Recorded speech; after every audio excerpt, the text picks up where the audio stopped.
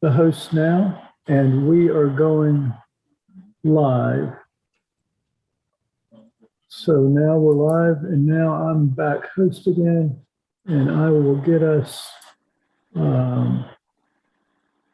recording, and then we can start this thing.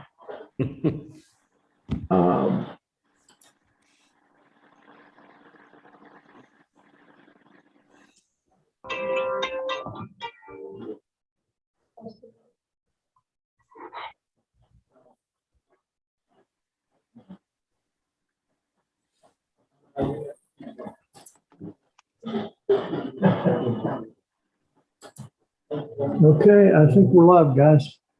Thank you, Lawrence. You ready to go? I'm not seeing any attendees, which gives me pause.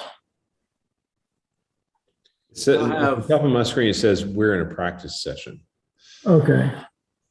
Yep, I'm just hit start webinar. Okay. And Just gave me some bad flashbacks. if we get populated. Well, there they go. Here we go. Okay, great. All right. Okay. Welcome to the October 13th, 2021 BAR Large Virtual Meeting. My name is John Robinson. The other board members present this afternoon are Jay White, Luda Subchuk. Luda will be recusing herself on items 1 and 7 on tonight's agenda. Leon Scott and Eddie Bello sitting in for late notice that James Metters could not be available. City staff present this evening are Tori Parrish and Lawrence Courtney. Order of the meeting will be as follows. There will be an introduction and overview of the project by the city staff to the board and for the public. This will be followed by an application presentation, which has a 10-minute time limit unless extended by the chair, and any questions to the applicant by the board or staff. Any and all presenters should clearly state their name for the record. Persons affiliated with the project, be they owners, developers, designers, consultants, or other affiliated parties, should speak during this portion rather than during public comment. Written public comment. Anyone who submitted written public comments by noon of the day before the meeting and transmitted them have those comments transmitted to the board members as soon as possible thereafter.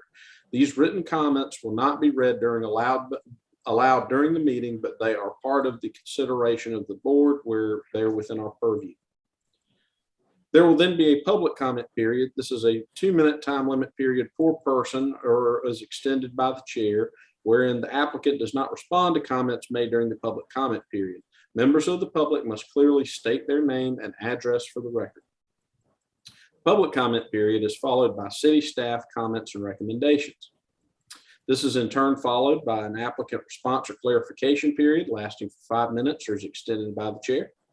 The applicant will then take a seat and will only speak if called upon by staff or board as appropriate.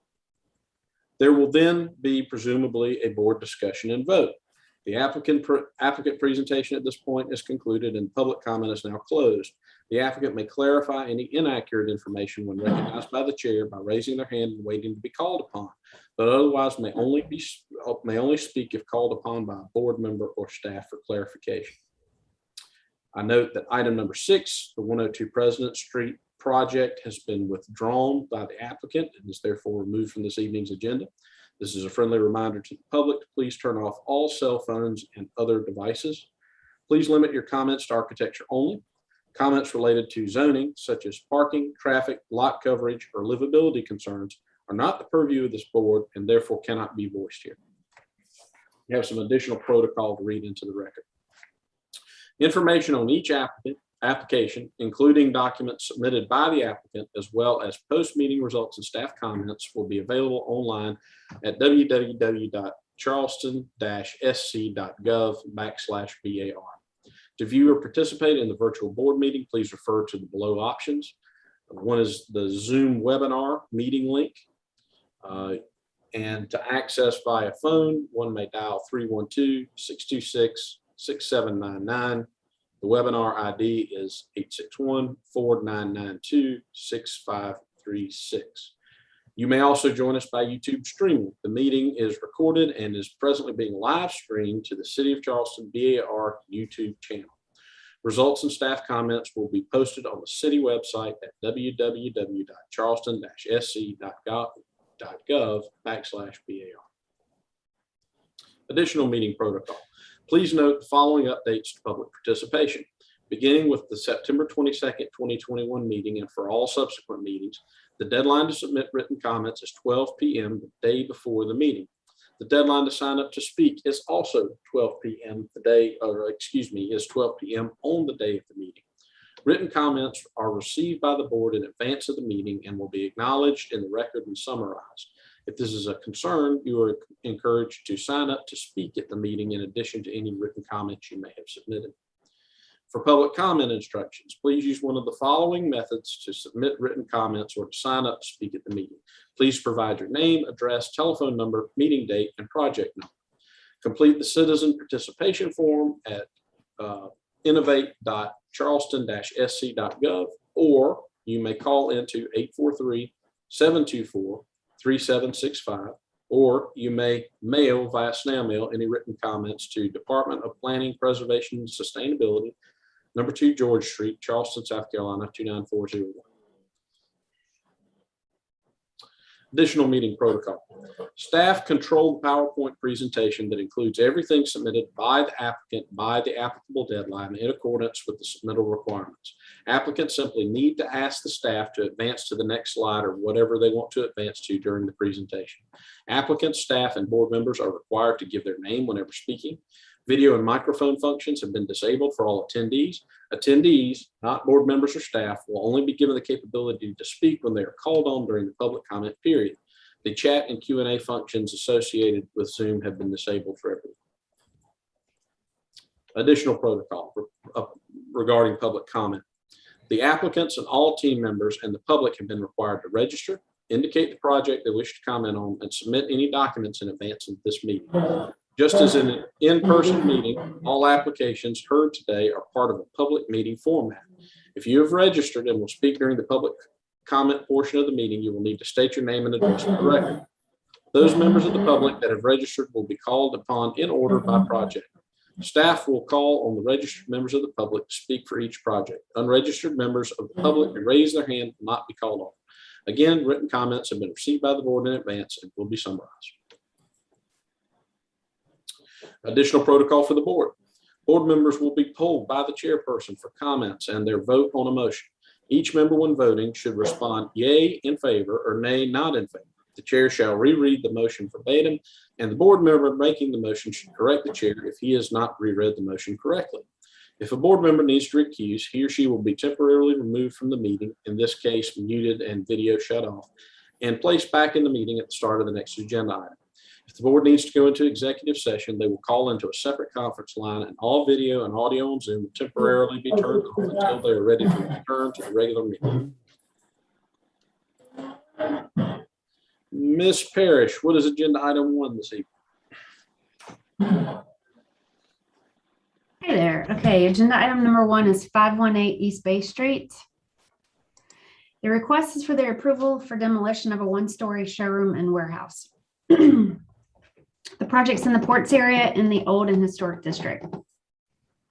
We're going to show you some context here. This is the site outlined in red. It sits between Washington Street and East Bay. And then a few aerials, or actually an aerial looking down at the project. This is from with East Bay in the foreground. And then we're going to walk around the building a little bit. This is the building from East Bay Street, looking east. Another one from East Bay Street. And then this one we're looking south on East Bay and north on East Bay. And then this is a photo taken from Washington Street at the back. Looking north on Washington, looking south. All right. With this application, we're going to have Hank Hofford and Steve Goggins. Let me elevate them here.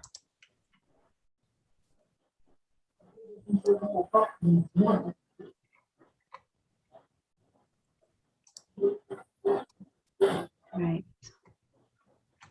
Steve and Hank, are you there? Steve, Hank, I show you as having yourselves muted. You should be able to unmute yourselves at this time. Let me know if you're able to do so. I think I got it. Yes, sir. Mr. Hofford, you have the floor unless you want Mr. Goggins to lead off. The floor is yours. I'll lead off and let Steve finish it up, I hope. My name's Hank Hofford, Bitter Hofford Construction Company. I'm working with some partners on purchasing this property and hopefully redeveloping it. We've got the initial approval on our planning and zoning approvals, and we hope to do residential housing here. As you can see, it's a 1950s old warehouse. The walls are starting to crack apart. It's been basically unused. The front part is being used temporarily as an office. If you walk down the street, you'll find that it's about 3 feet off of the street and somewhat dangerous to even walk by it right now. We've committed to try and set back, I can't remember now whether it's 10 or 15 feet for the face of our first floor building. We intend to go ahead and include the parking inside the building. And as you can see, we're surrounded by parking lots for the state port and warehouses and storage fields. We are hoping to work with the adjoining neighbor to maybe move some of his property and slide over if we can work that out. And that will consolidate the Moloff operation so he's not operating on 2 sites and allow the whole area to be cleaned up. So that's in the discussion phase, but today we're asking for permission to tear down this building. We met yesterday with some of the members of the board and Tori, and I think everybody agrees that the building's really not usable or safe. And it does have asbestos and lead paint, which will have to be mitigated and removed. So with having that said, we've hired Steve Goggins and Associates to help us with the design, and we're starting to work on the layouts, and I'll let Steve address whatever he can from an architectural standpoint. I just request that you guys vote to approve for the demolition of the building. Thank you. Thank you, Mr. Hofford. Mr. Goggins. Well, I have very little to add, except that Ms. Butler has prepared the historic report and given background on the project. And I think we can safely say the project, this existing building doesn't have any architectural significance or historical significance. It's a mid-century, 20th century building. It's not in very good shape. It doesn't have any architectural elements as best we can determine, as best our historian could determine, that would render it worth preservation or saving. Further, because East Bay was constructed also mid-century, maybe a little earlier than that, a number of structures were demolished in this area, and consequently, the historian felt that there was very little archaeological significance or material that could be gleaned.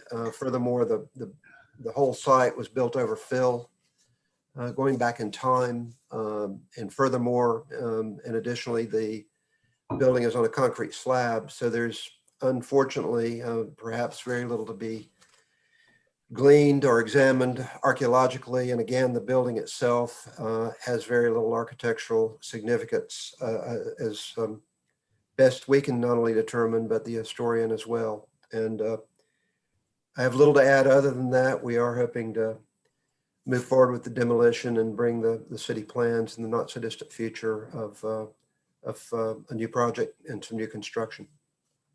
Thank you, Mr. Goggins. Ms. Parrish, do we have any public comment on this agenda? We do not. Okay, I didn't think so. Moving on to city and staff comments and recommendations.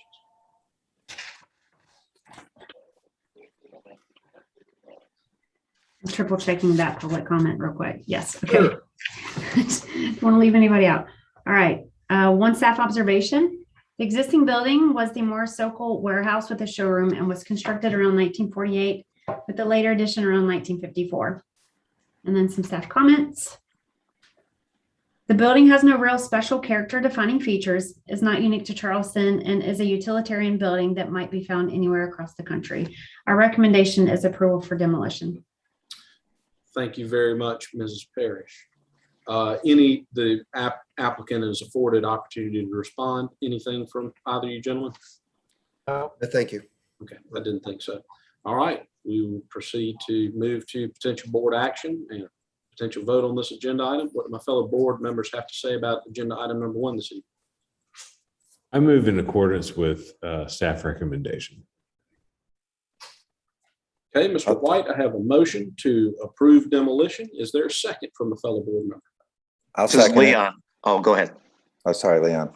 I think Eddie beat you to the punch. No, Mr. that's Pello, give fine. us a second. Thanks, Eddie. Good. I have a motion. Eddie had and a a second. speech prepared. Actually, Eddie had a speech prepared, but I do have one thing I want to say. I have no issue with this building being torn down, but I want it to go on record that I'm in support because it has no architectural merit, not because of its age. The board has saved many mid-century buildings, and not because of its condition. I've been in the building. It's not about to fall down. It's really, I'm in support because it doesn't have any architectural character. Mr. White, would you accept a friendly amendment to your motion incorporating Mr. Bellows' comments? I do. Thank you. I therefore have a motion and a second to approve demolition incorporating staff and board comments. Motion and a second. I'll proceed to call the roll. Mr. Scott, how do you vote on this agenda item? Yay in favor. Mr. White, Yay in favor. Mr. Bello, Yay in favor. myself, yay in favor. It unanimously passes. Thank you to our applicants for presenting. Thank you you very much. all. All right, Mrs. Parrish, agenda item number 2. All right, next up is 95 Cannon Street. This has previously also been known as 89 Cannon Street. The request is for approval for demolition of a metal building and site wall. It sits in the Cannonboro, Elliottboro neighborhood in the Old City District.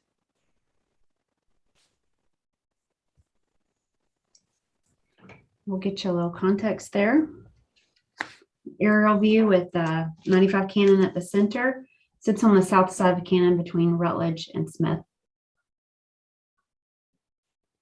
This is standing, well, wasn't standing, but this is in Cannon Street looking south into the property. That's the site wall and then the building beyond. Close up of the building, the metal building behind, and this wood structure was added recently in the last decade. On Cannon Street looking east and also looking west. And we'll have Steve Ramos. Hello, can you guys hear me okay? Yes, Mr. Ramos, you have the floor. Great, thank you so much. We are asking for approval to remove an existing metal building as well as a site wall. The site wall is CMU block with stucco on it that you can see in this image here. Next slide. This is just simply a survey that shows the site. Next. And here is a street view. This site is at the corner of Cannon Street and Carrere Court. One of the unfortunate things about the site wall, obviously it doesn't really allow for active uses on Cannon Street. And it creates a very narrow alley at Carrere Court, so much to the degree that some of the residents that live there back down the street because there's no way to turn around. And so the removal of that wall, which would allow for a future development, would also allow us to widen Carrere Court, which would be of great benefit to the folks that use that street and would allow active uses on that street. And we don't have any reason to believe that that wall is historic in terms of it being less than 50 years old. And then, of course, you can see the pre-engineered building in the background. Next. This is just another angle. I should note that that site wall stretches across two different properties. And so the property of which we are working is only on the left. So the area of the site wall on the right would remain, as that is not our property. But if we are allowed to take that wall down, we would construct a new pilaster to match the existing pilasters that currently exist. Next. Here are some images of the building. So that building is quasi-historic in terms of 50 years old. It shows up on the 1973 Sanborn map.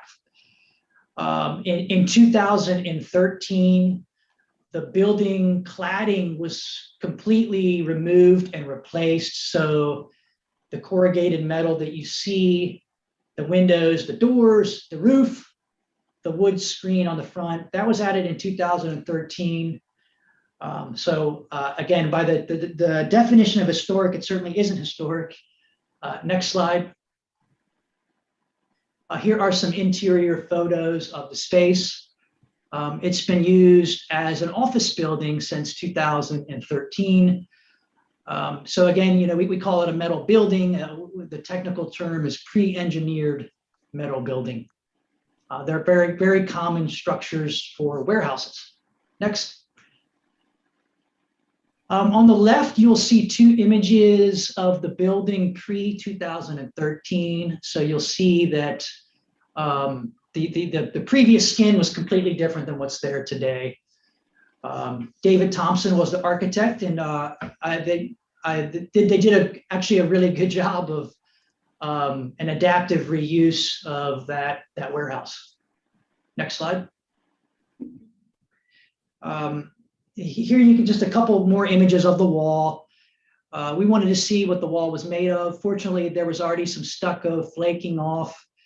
And what you see on the right, the bottom right image, that's actually the brown coat of the stucco.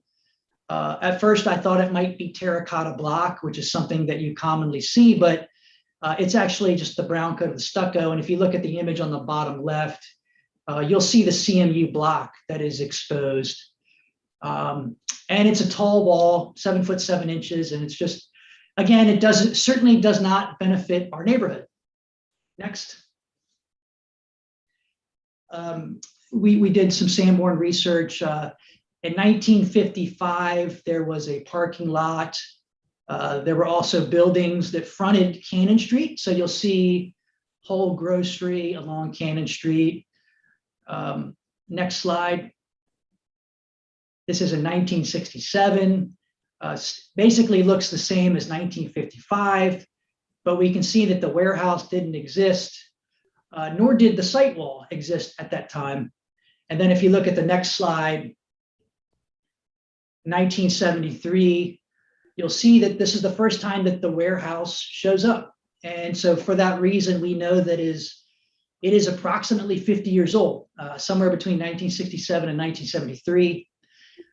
And we don't see the site wall here, but because we know that there are buildings on Cannon Street and that currently that wall stretches almost all the way to the corner, again, it can be deduced that the site wall did not exist at that time, and it came sometime after 1973.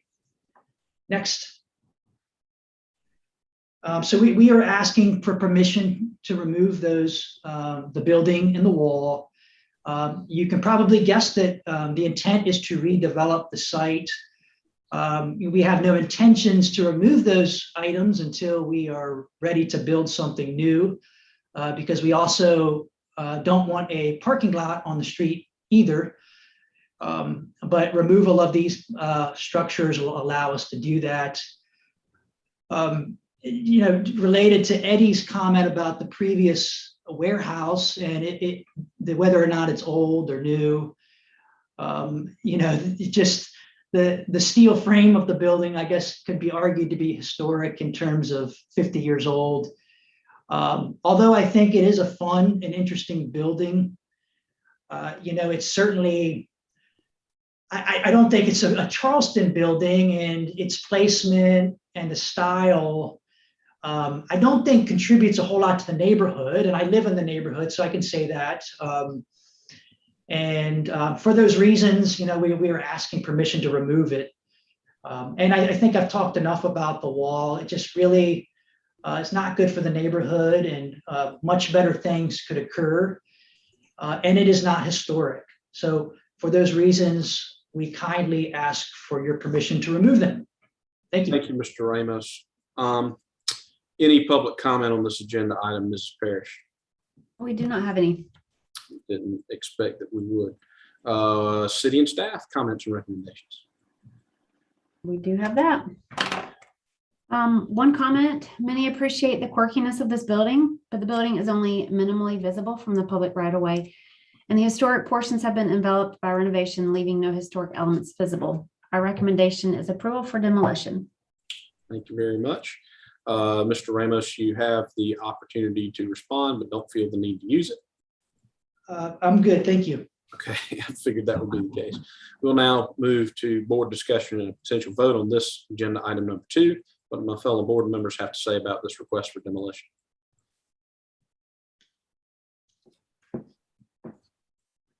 Well, I'll start. I'm surprised that there's anything historic in there at all. I remember when this was built, so I agree with staff comments and would move for approval. I have a motion to approve demolition. Is there a second? Leon, I second it. Okay. And would y'all accept a friendly amendment to incorporate the staff comments? I think that's important for the reasons we just discussed. Yes, I would. Okay. Thank you, Mr. Bello. Same with you, Mr. Scott. Yes. I have a motion and a second from Mr. Bello and Mr. Scott. I'll proceed to call the roll. Mr. White, how do you vote on this agenda item? Yay in favor. Ms. Sobchak, Yay in favor. Mr. Scott, Yay in favor. Mr. Bello, Yay in favor. and myself, yay in favor, 5-0. Demolition is unanimously approved. Thank you, Mr. Ramos, for your presentation. Thank you. Mrs. Parrish, agenda item number 3, 480 East Bay Street.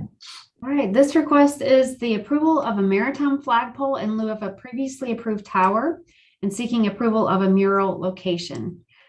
This project is in the Ports area, and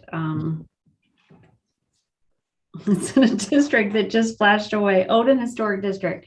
So we've got some context here. East Bay is on the left of the project. Washington is on the right. This is taken from East Bay looking into the project site. And then this is a zoomed in location of where the tower actually will be located.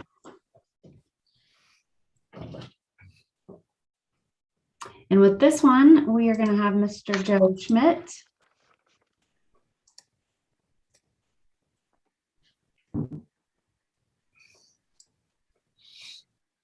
Mr. Schmidt?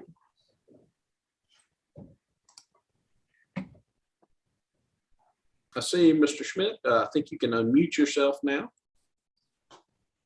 And when you're ready, you have the floor, sir. How do you unmute it? Can you hear me now? I can hear you now, Mr. Schmidt. You have the floor. Very good. This is a project that we asked for approval to add some features. A lot of it was COVID driven. It was to revitalize this shopping strip right here.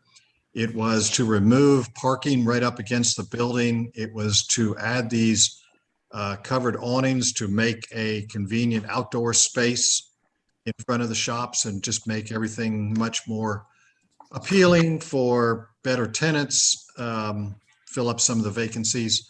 And as part of that, we were looking to create some fun elements. At the time that we presented, the owner of the property, who was the family that founded Channel 5 television and the radio station involved, we came up with something. We wanted something on the inside corner as a draw point, and we asked for permission for a small communication tower. That was actually approved, but it was representative of the family's history. The tower is actually on site. Everything was prepped for it. And when my client looked at it, he went, no, I think I'd like something different. So the tower is stored inside. We also had some reservations about it once we saw it, that it looked like a great climbing apparatus for, yes. And the concept came up immediately because of our proximity to the IAM site and the ports and this side of East Bay Street being the shipping side of Charleston, if you will. The owner asked if he could substitute this flagpole instead. We still wanted something on the inside corner to anchor. So we said, sure, we'd like to bring it to the BAR and let you know. There's some progress shots of the work going on incrementally. So you,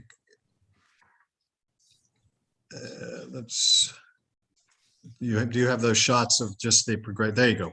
So you can see the progression that the site is moving along. We've gotten rid of the parking up against the building. If you might remember, when we did the masts for the poles supports for the canopies, we said at the same time, because of this nautical nature of this side of East Bay Street, let's have a little fun with it. And I hope you can sort of recognize the gesture towards a sailboat, if you will, rather than just a post coming out of the ground. So again, the nautical flag concept fits in with that. So you can flip through a couple of these as it's progressing and see how it's happening. Right now, they've finished those and are getting ready to do all the openings in the building. As you can kind of see from this photo, in my opinion, no matter what we're trying to do, if we don't get something vertical down at the end there, we feel like it's still not working. Something had to happen in a vertical nature to make this odd shaped urban shopping center work for us. So that's why we're presenting what we're presenting. The second part of this is a mural, and I think you'll have to back up to a couple.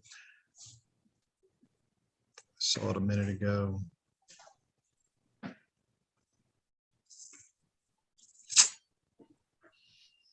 There you go. There's an issue right there. We're looking at the back side of a adjacent neighbor on Charlotte Street. They are they're willing to let us do whatever we want. And the owner said, I'd really like to do something where we paint some kind of mural in this location. He has gone to the College of Charleston's history department and art department to talk to them, and they thought this could be fun and interesting to do on the fence and possibly on the block wall, depending on what the mural is. Normally, it has to be approved before you even look at it. In this case, the reason we're just showing you the location to see if we can move forward is the College of Charleston actually wants to have a student competition to figure out what it is and obviously present that to the staff or the BAR. But we didn't want to get into all that and then find out that the city would not approve a mural at this location. As you can see, it's really not something that's going to be readily visible from the street, except at a very skewed angle, either from Washington Street or East Bay Street, because it's perpendicular to both. So if you want to jump back to the actual mast and flagpole, the communication tower and flagpole drawn, you can see what we're talking about doing there. There you go.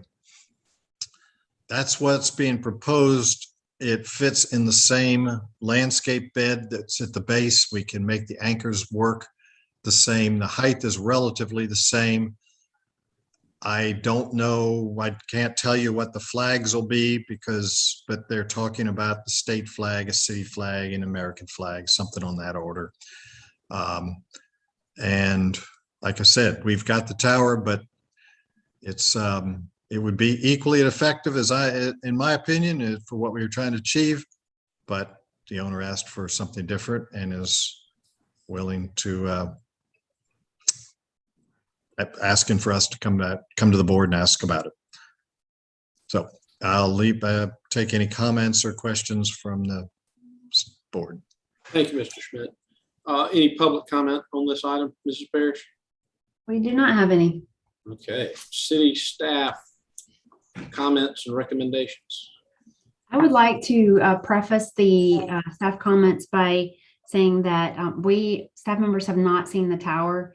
We weren't even aware that it's already on site, and that the staff comments were generated with the notion and the knowledge that the tower was deliberated on at length. And so that being said, the observation, the applicant presented the tower element as a tie back to the owner's family history and site context. The applicant is now proposing a nautical theme and promoting its appropriateness because the sunshades are cells. And the staff comment is that this is viewed by staff as a downgrade of design and materials, possibly due to value engineering. The staff recommendation for the tower is denial on grounds that this is a downgrade, and we have no objection to the location of the mural. Great, and thank you for clarifying that the mural was in your consideration and was germane for us to vote on tonight. That's fine, because that was going to be my next question to you. Mr. Schmidt, any response? Well, as you can obviously tell, we now own a tower and they want to buy a flagpole. So I don't think downgrade is an appropriate concept. The flagpole actually cost more than the tower cost. And there's no motion to sell or whatever, dispose of. We don't know what we're doing with the tower itself. Yes, there was a lot of discussion about the tower in the past meeting. And to clarify, the discussion was a tower appropriate? And I basically had to sell the concept that it was. So again, from a visual downgrade, I don't think that's appropriate. And from a economic downgrade, I don't think that's appropriate. I do think this is a safer and better and equally attractive proposal, and would like the board to take that under consideration. Thank you, Mr. Schmidt, for that rebuttal. We'll now have board discussion and vote. I'm going to be the one to jump right in. And Mr. Schmidt, please don't take this as accusatory, but it's my lawyering is a day job to ask me this. You're not under examination, but help me with this. You're representing to this board that this tower does in fact exist. It's been fabricated, and now your owner has said, no, it just doesn't work. But the tower does exist. Correct. Okay. I can furnish some pictures, and probably before your meeting's over, of pictures of the tower inside. Well, what are you going to do with it if you don't put it here? It's not my tower. I have no idea. Okay. All right. Thank you. I hope you appreciate me teasing you a little bit, but I don't think there's much of a secondary use for the tower as depicted, but good luck with that. Further board discussion on this agenda. So the way I approach items like this is that you're making modifications to an existing architecturally incompatible scenario, a strip mall on East Bay Street. Even though the design is changing, I don't find fault with it. And it's probably best if we look at it in the sense that, had they proposed this to begin with, would we find it objectionable? And I would say no. We would have thought it to be fine. So despite the irregularity of the request, I'm fine with the proposal. I'm sorry, Mr. White, just to be clear, you're fine with the proposal to substitute the nautical flagpole? I am. I'm fine with the proposal. Okay. I'll chime in, and I was not around for the first review, so I may be a little off base, but I think, and I see where city staff is coming from, that this, in staff's opinion, is not as strong a design as the original design was. And so I agree with that. But I think you have to look at this on its own merits. Is this appropriate? And here's where I disagree with Mr. White. I don't know that a maritime flagpole makes sense there, personally. I also think we have to be really careful with flagpoles in the city. We will have a lot of flags if we don't watch it, because everybody I know wants a flag on their business. So I I'm not opposed to a flagpole here. I'm not saying that, but I think to me, a better approach might be for Mr. Schmidt to take a cue from the design they've already done, which I think is pretty interesting for those supports. And maybe there's something that comes out of that that his client's happy with. And then maybe you put one flag or whatever on it, but, or maybe it's just a vertical element. And it's not so literal of a transmission tower like you had before, but it's maybe an extension of the existing design. To me, this is incompatible with the stuff you've already come up with. And so if I'm the lone person that's not happy with it, I'll be fine with it. But I don't think this is an improvement. I don't know that I would have supported this flagpole if it came to the board for the first time, regardless of whether or not it was here before in terms of design presented. So I'm not in support of this change. I'm very enthusiastically in support of a mural. I have no issue with that. And I certainly join in on the aspect regarding the mural to the extent I had commented on it before. Sounds like a exciting opportunity involving the community, and will certainly address that particular space up, which I'm very familiar with. Further board comments? This is Luda Subchuk. So I think we had 2 or 3 meetings even on this project, and we were discussing the tower again and again. And personally, I was very much in support of the tower at the time. But nevertheless, I guess the sales and the nautical theme, which is already there, probably could support that flagpole, which is maybe can be looked more as a mast on the ship. So it's kind of in support of the nautical theme. So I think I'm okay with the substitute. It's still a structure, maybe not as much of representative of the TV tower, but still within the whole theme. So that's kind of my opinion. Thank you, Ms. Sobchak. Any further board comment? This is Leon Scott. I'm okay as well with the change. I thought the tower was interesting, but I don't really see a problem with this, and I'm okay with the mural as well. Thank you, Mr. Scott. I do want to say this before it looks like we're headed towards a vote on this item. I do want to say this. It's obvious to me that there was a misunderstanding about this tower being fabricated, and I just want to say I support staff and their recommendations. In this case, it just appears there's a misunderstanding about the nature of whether this thing had been constructed, and it looks like there's going to be double the cost associated with this if, in fact, this flagpole gets approved and gets fabricated. So there's some sunk costs there with this tower that the owner has decided that they don't like.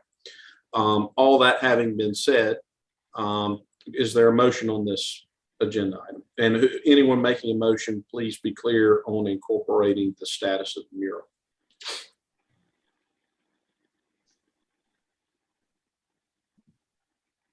Well, I will make a motion. Oh, I'm sorry. No, go ahead, Luda. Sorry, go ahead.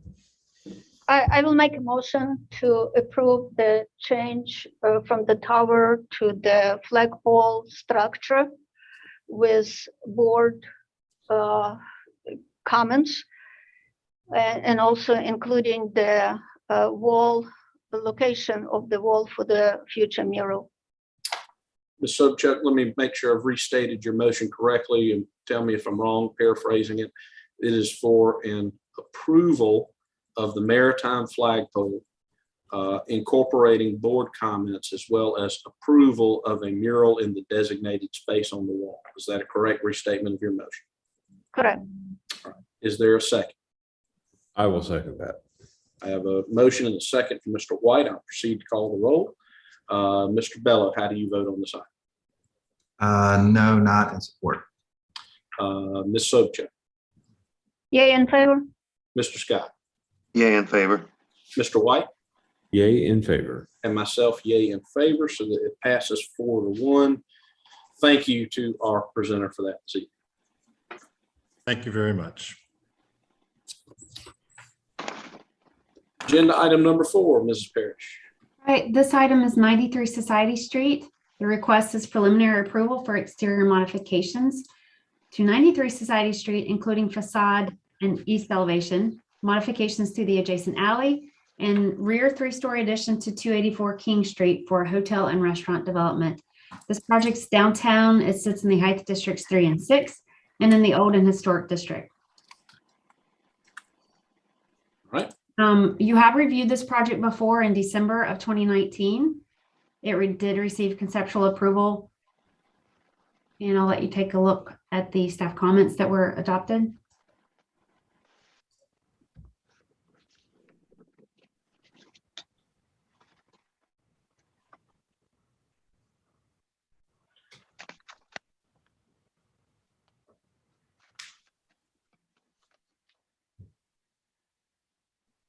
Tori, just a brief comment here on the strike throughs on 8 and 10. Yes. Was that a strike based on what the board did? Right. They adopted 1 through 7 and 9. I thought that's what it meant. I just want to be sure. And so those two comments were not adopted, right. incorporated. Thank you. Got it.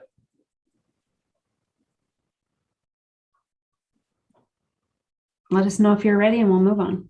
I am ready. Okay. Some context. We have an aerial view here. This project, it does have a portion that sits on King Street, but it is surrounded by Society and King, and then Wentworth and Meeting make up the block. This is looking east.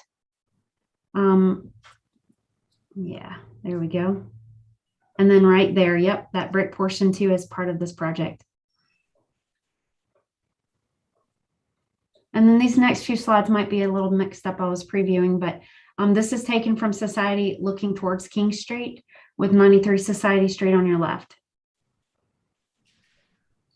And this is looking towards Meeting with the project on your right. Another one with the project on your right, looking towards Meeting. And then looking back towards King again. And then one that's looking south on King Street with the project on your left, in a sense that 284 King Street is down the block and 93 is to your left. So this is the closest major intersection.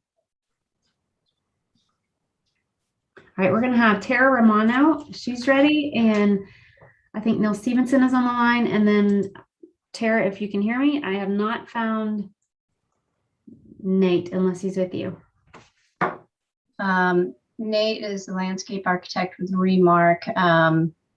If he hasn't made it on, I can probably answer any landscaping questions. Great. Okay. Ms. Romano, you have the floor if you're ready.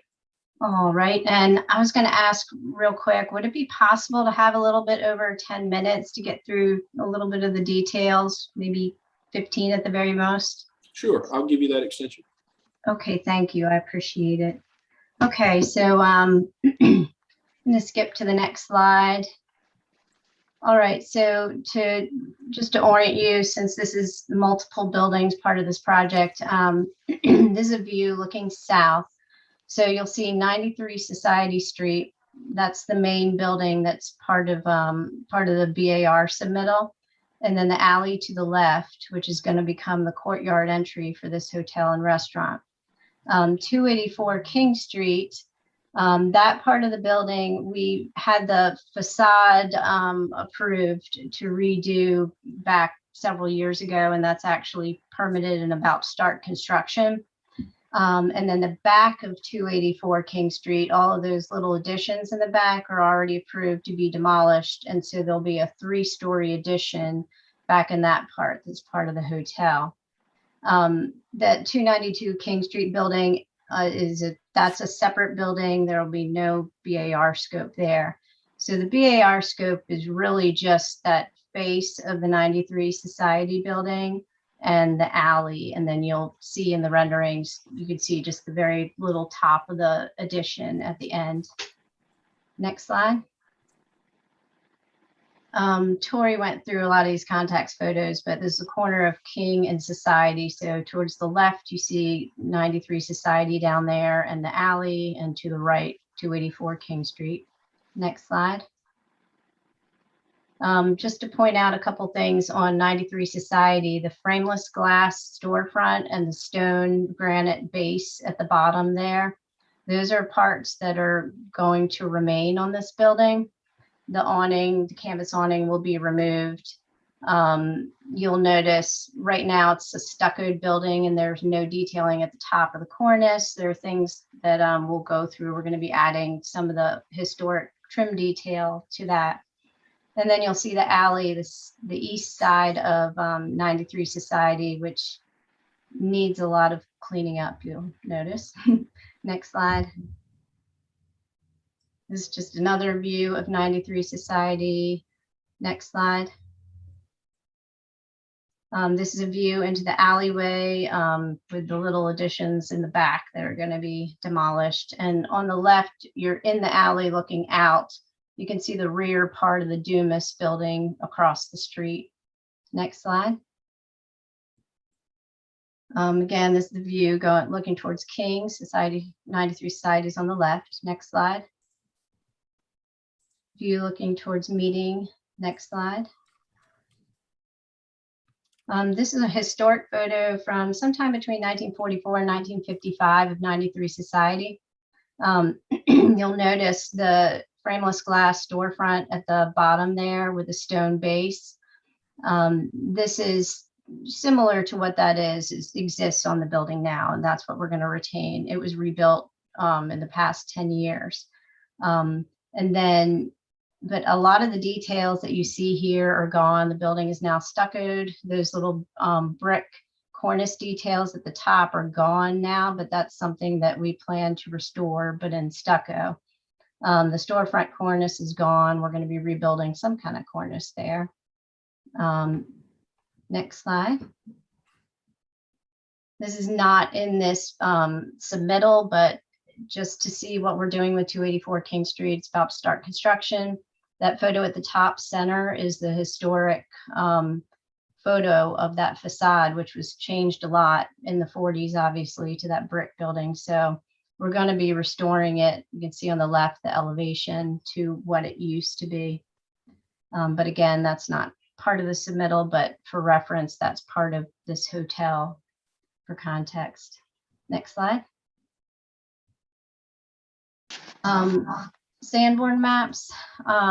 So what these really show, we're going to walk through the different uses of 93 Society, and then you'll see the alley, which just, has gone through a lot of evolutions and transformations through the years. So starting with 1884 Sanborn, 93 Society went through uses such as, for a long time, it was storage for the grocery store that was at 284 King Street. Then there was a temperance hall above it, in 1888 a dance hall above it, and then it turned into a store. The alleyway, you can see in 1884, just has a partial covering on it. And then in 1888, you'll see kind of a crisscross of coverings hovering over top of it, some additions in the back. The 1902 Sanborn is not showing up, but that one, there was an addition built in the back of the alley. And then 1944 through 1973, there are just various types of additions you'll see built in that alley. And then eventually the 1973 one, and today there's nothing in that alley. So the alley has gone through, different types of construction through the years. Next slide.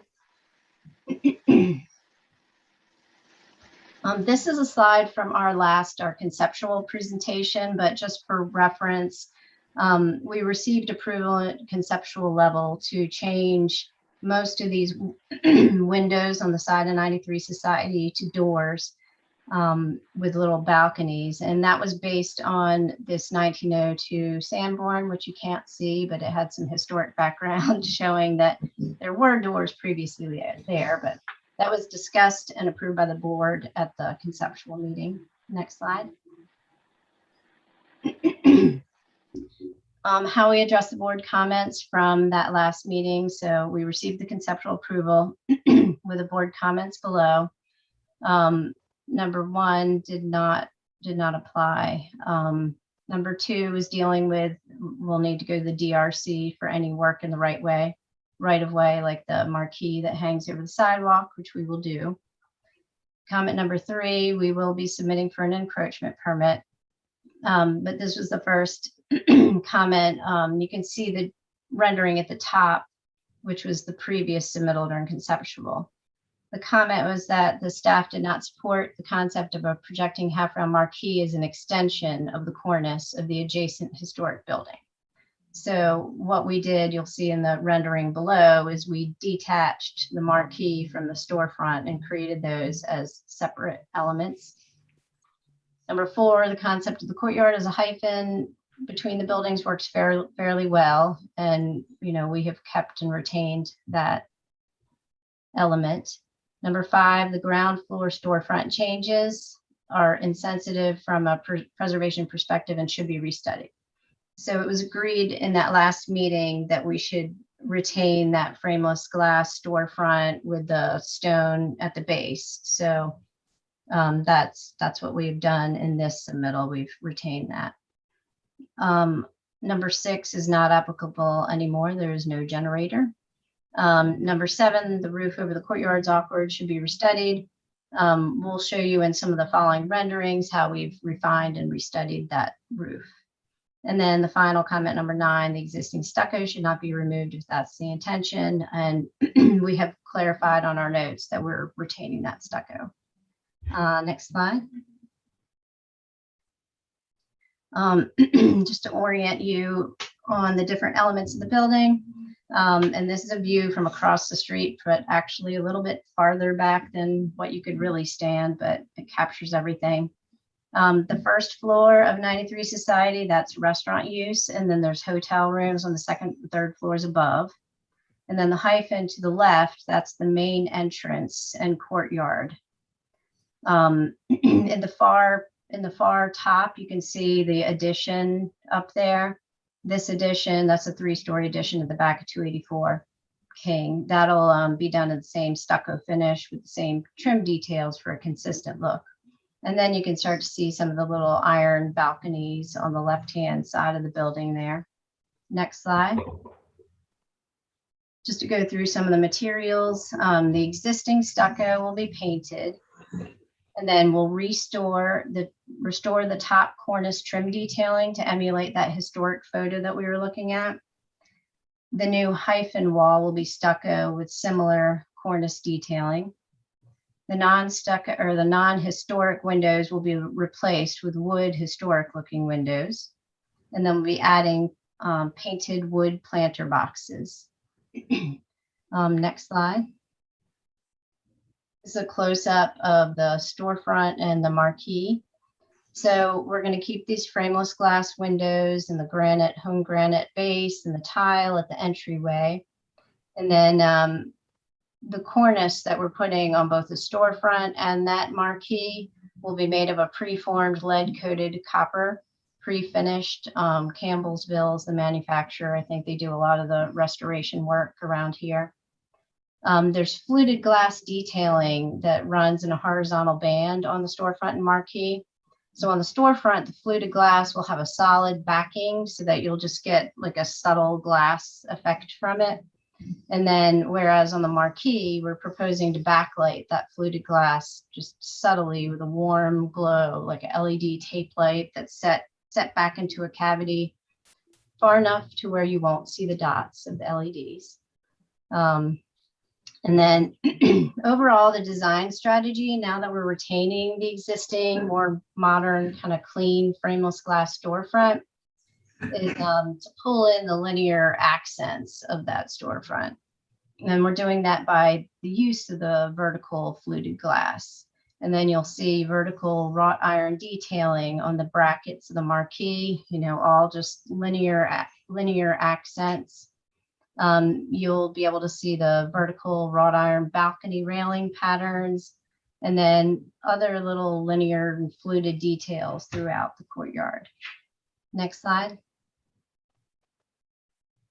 Here you can start to see the materials inside of the courtyard. The sidewalk's concrete. We'd like to do some bluestone right at the entry to kind of mark it as the entry.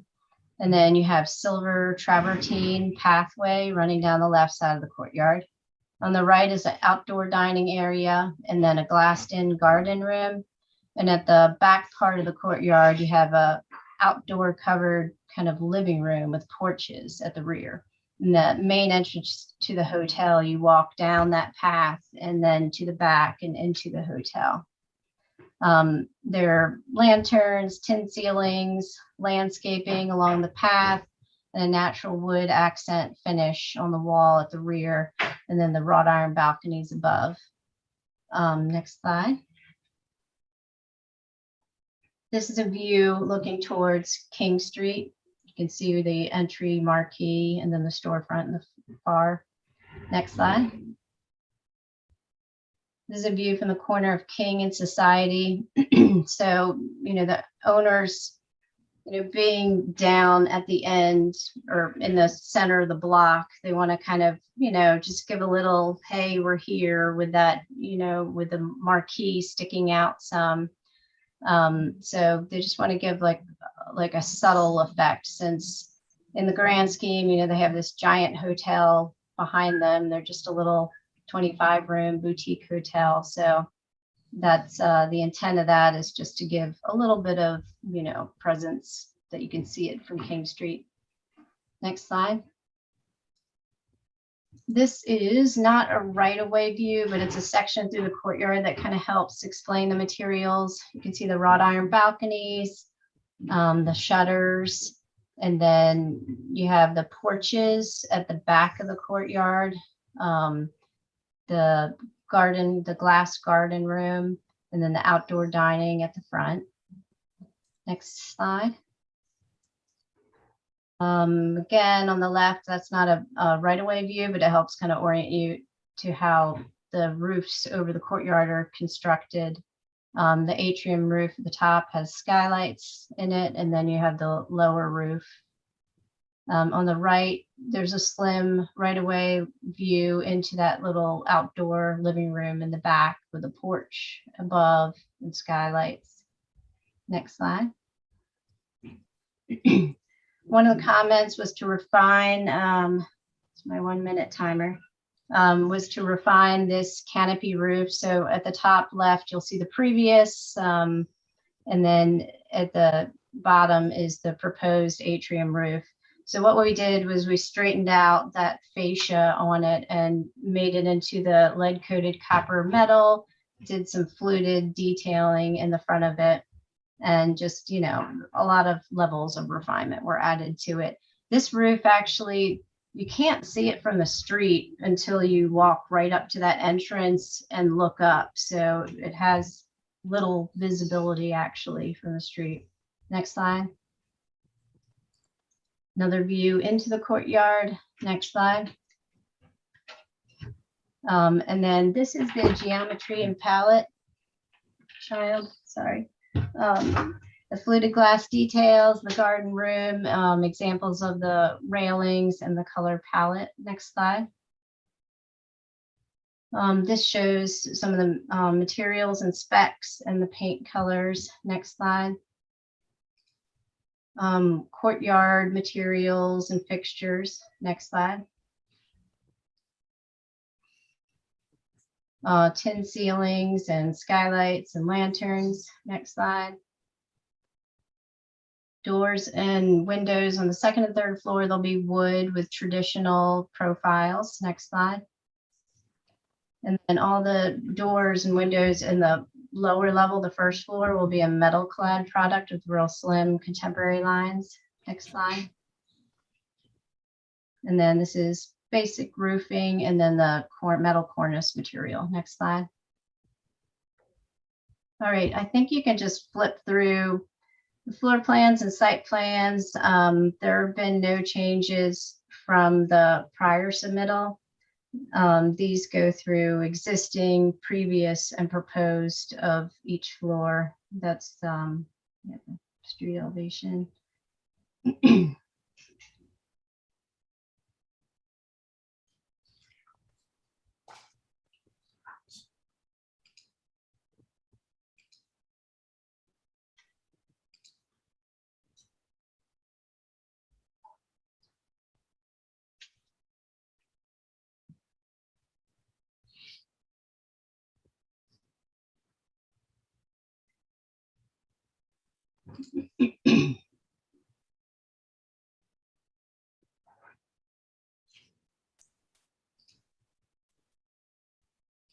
And then if anyone has questions, this is an enlarged plan walking through the courtyard to show how the elements organized and where the entry is in the garden room. Next slide. These are reflected ceiling plans of those outdoor elements that you can see from the right of way. Next slide. Existing and previous elevation. Next slide. And this is our proposed elevation. This goes, I mean, I think I've addressed most of the materials that we have here, cast stone sills or something else. And then the finish is key at the bottom, outlines everything in more detail, which I can answer any questions. Next slide. At the top is the rear courtyard wall with the porches in the back. And then the wall below is along the walkway. Next slide. Next slide. This is a detailed elevation of that, the side of 93 Society with the new balconies and doors and windows. Next slide. Sections through the building. You can flip through the next bunch of sections. There's a lot of sections through the building that aren't visible from the right of way. And then finally, we have wall sections through the front, through the marquee, through the lower canopy side.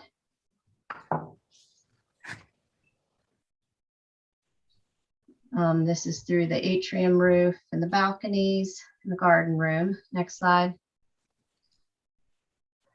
That's a section through the porches at the rear. Next slide. And that's just a basic section through the addition walls. Next slide. And finally, there are a few pages from the landscape architect showing all the materials, the silver travertine and the landscaping along the sides and in all the planters. And there's a fountain at the back. Next slide. Then you can go to the next slide. These are just the upper little balcony planters. Next slide. Next slide, and these are just details. Okay, and I'd be happy to answer any questions about the details. Thank you, Ms. Romano. Tori, any public comment on this agenda item? Yes, we have Aaron Minigan and Justin Schwebler. All right, we'll go in alphabetical order. Ms. Minigan has the floor when she can unmute herself. Thank you. Good evening. Erin Minigan with the Preservation Society of Charleston. So real quick before I get into my comments for this item, I just wanted to quickly acknowledge that today marks the 90th anniversary of the BAR. On this day in 1931, City Council ratified the ordinance that created the Board of Architectural Review and established the Oldham Historic District, which I think most of us are aware was the first of its kind in the nation. So I think it's really fitting that we're holding a BAR meeting today, and I just wanted to acknowledge that and say happy birthday to the board. Thank you very much, so Aaron. jumping into Did you bring us a cake? If I was there in person, of course I would. Maybe next time when we gather together in person. So yeah, turning over to 93. Yeah, okay. Turning to 93 Society Street, we appreciate the applicant reaching out to us and walking us through the changes from the previous proposal. We feel that there have been positive changes, and in particular are pleased to see the high quality material palette being proposed. We are encouraged by the efforts to restore the historic character of the facade and would urge any opportunity to reintroduce details based on the historic photograph, in particular the cornice profiles above the storefront and at the parapet, and appreciate the applicant studying this based on our suggestions. To reiterate from our previous comments, we do struggle with the floating roof at the second story over the open courtyard space and feel this needs further study as its current configuration is awkward and seems unnecessary to put a roof through the middle of an open courtyard. Also, we are not opposed to a distinctive canopy at the hotel entrance, but feel as designed it reads rather heavy and would encourage studying this with a lighter, more elegant profile. Thank you. Thank you, Ms. Minigan. Mr. Schwebler, you have the floor when you can unmute yourself. Thank you. This is Justin Schwebler with Historic Charleston Foundation. We'd first like to thank the applicants for meeting with us prior to tonight's meeting. We're pleased with the results of their restudy, and we find this application to be a sympathetic and successful design, especially with the reconstructed cornices on the primary facade and retaining the historic storefront window patterns, even though the main entrance is moving to the alley. We recommend approval of the application as submitted. Thank you. Thank you, Mr. Schwebler. Tori, any further public comment on this agenda item? That's all the public comment. Thank you so much. We will now move to city staff comments and recommendations. All right, we'll start with observations. This project received conceptual approval in December 2019 and includes the previously approved work on the facade of 284 King Street. Generally, the materials and details are well thought out and coordinated. Number 3, applicant has confirmed that while the second, third, and fourth floor plans at 292 King and 95 Society are shown in plan, no exterior materials are changing. These plans are included for egress purposes only. Number 4, the activation of this alley space makes for a playful and dynamic space and a subtle transition between exterior and interior. 5, while gas lanterns are typically not approved on new projects, this project is a mix of old and new. The proposed lanterns are contemporarily styled and the proposed locations are within the alley courtyard. And 6, while no historical photos of 93 Society have surfaced, staff has communicated with the applicant regarding the proposed grid pattern for the replacement windows and finds the proposed 2/2 grid to be appropriate and to likely be the original pattern. And staff comments. Number 1, the marquee canopy at the entry portal to the alley feels heavy for the proposed metal brackets. Decrease its projection and perceived weight by narrowing the opening and coordinating the canopy's width. The profile of the marquee canopy matches the cornice at the adjacent storefront, and this raises the question of whether the canopy should be in line with the storefront cornice, lower or higher. Applicant prefers to keep the canopy higher to give it prominence and to indicate the main entrance to the hotel. Number 2, regarding the marquee canopy, tape lighting is proposed behind the fluted glass to give a warm glow. While lighting would not typically be part of an awning-like structure, this should be studied in a mock-up panel. If handled well, this could be interesting. Number 3, regarding the marquee canopy, applicant will submit for sidewalk encroachment. Number 4, for final submittal, provide head jam and sill details. Number 5, for final submittal, verify the spacer bar at the windows to match the color of the buttons via a note. Number 6, all mechanical, number 6, sorry, had a little number miss up. All mechanical elements are to be screened if visible from a public right-of-way. We understand the applicant to have studied the viewpoints from the right-of-way carefully and place the equipment out of sight. Screening will be required if site conditions reveal visibility. And the staff recommendation is preliminary approval with staff and board comments and final review by staff. Thank you. Thank you, Tori. Ms. Romano, you have the opportunity for any follow-up or response, 5-minute period. You don't have to use it if you don't want to. All right. Regarding the marquee, we like staff's comments about maybe narrowing it up some and narrowing the entry up some, pulling it in a little bit to give, to lighten the weight a little. We thought those were good suggestions and we are absolutely open to that. As you mentioned, we kind of like the idea of keeping it elevated higher to signify it as the entrance. And then regarding the atrium roof in the rear that Aaron had mentioned, I guess that roof back there, we just feel like historically there were so many different, you could see on the 1888 Sanborn, there are crisscrossing roofs back in that courtyard that were happening. So we think that there's some historic precedence for different roofs back there. We also feel that atrium roof, it's not visible from the street until you really walk up and look up there. And then it just really creates a nice courtyard space in the back. The owners are really concerned about rain, and they have a very tiny hotel lobby indoors, and they would really like to use that kind of outdoor living room space. I mean, courtyards are just a huge part of Charleston, but the hard part is that torrential downpours can create problems. So That was part of the theory with that roof. And that's all. Thank you, Ms. Romano. We'll now move to board comments and a potential vote on this agenda item. What do my fellow board members have to say about agenda item number 4 this evening? Well, I know it's been a long time since conceptual happened, but I think this project is just okay, and I agree with staff's recommendation. I'm going to say more than just okay. I've only been on this board for whatever it's been, not even quite a year. I think this is one of the nicest presentations I've seen.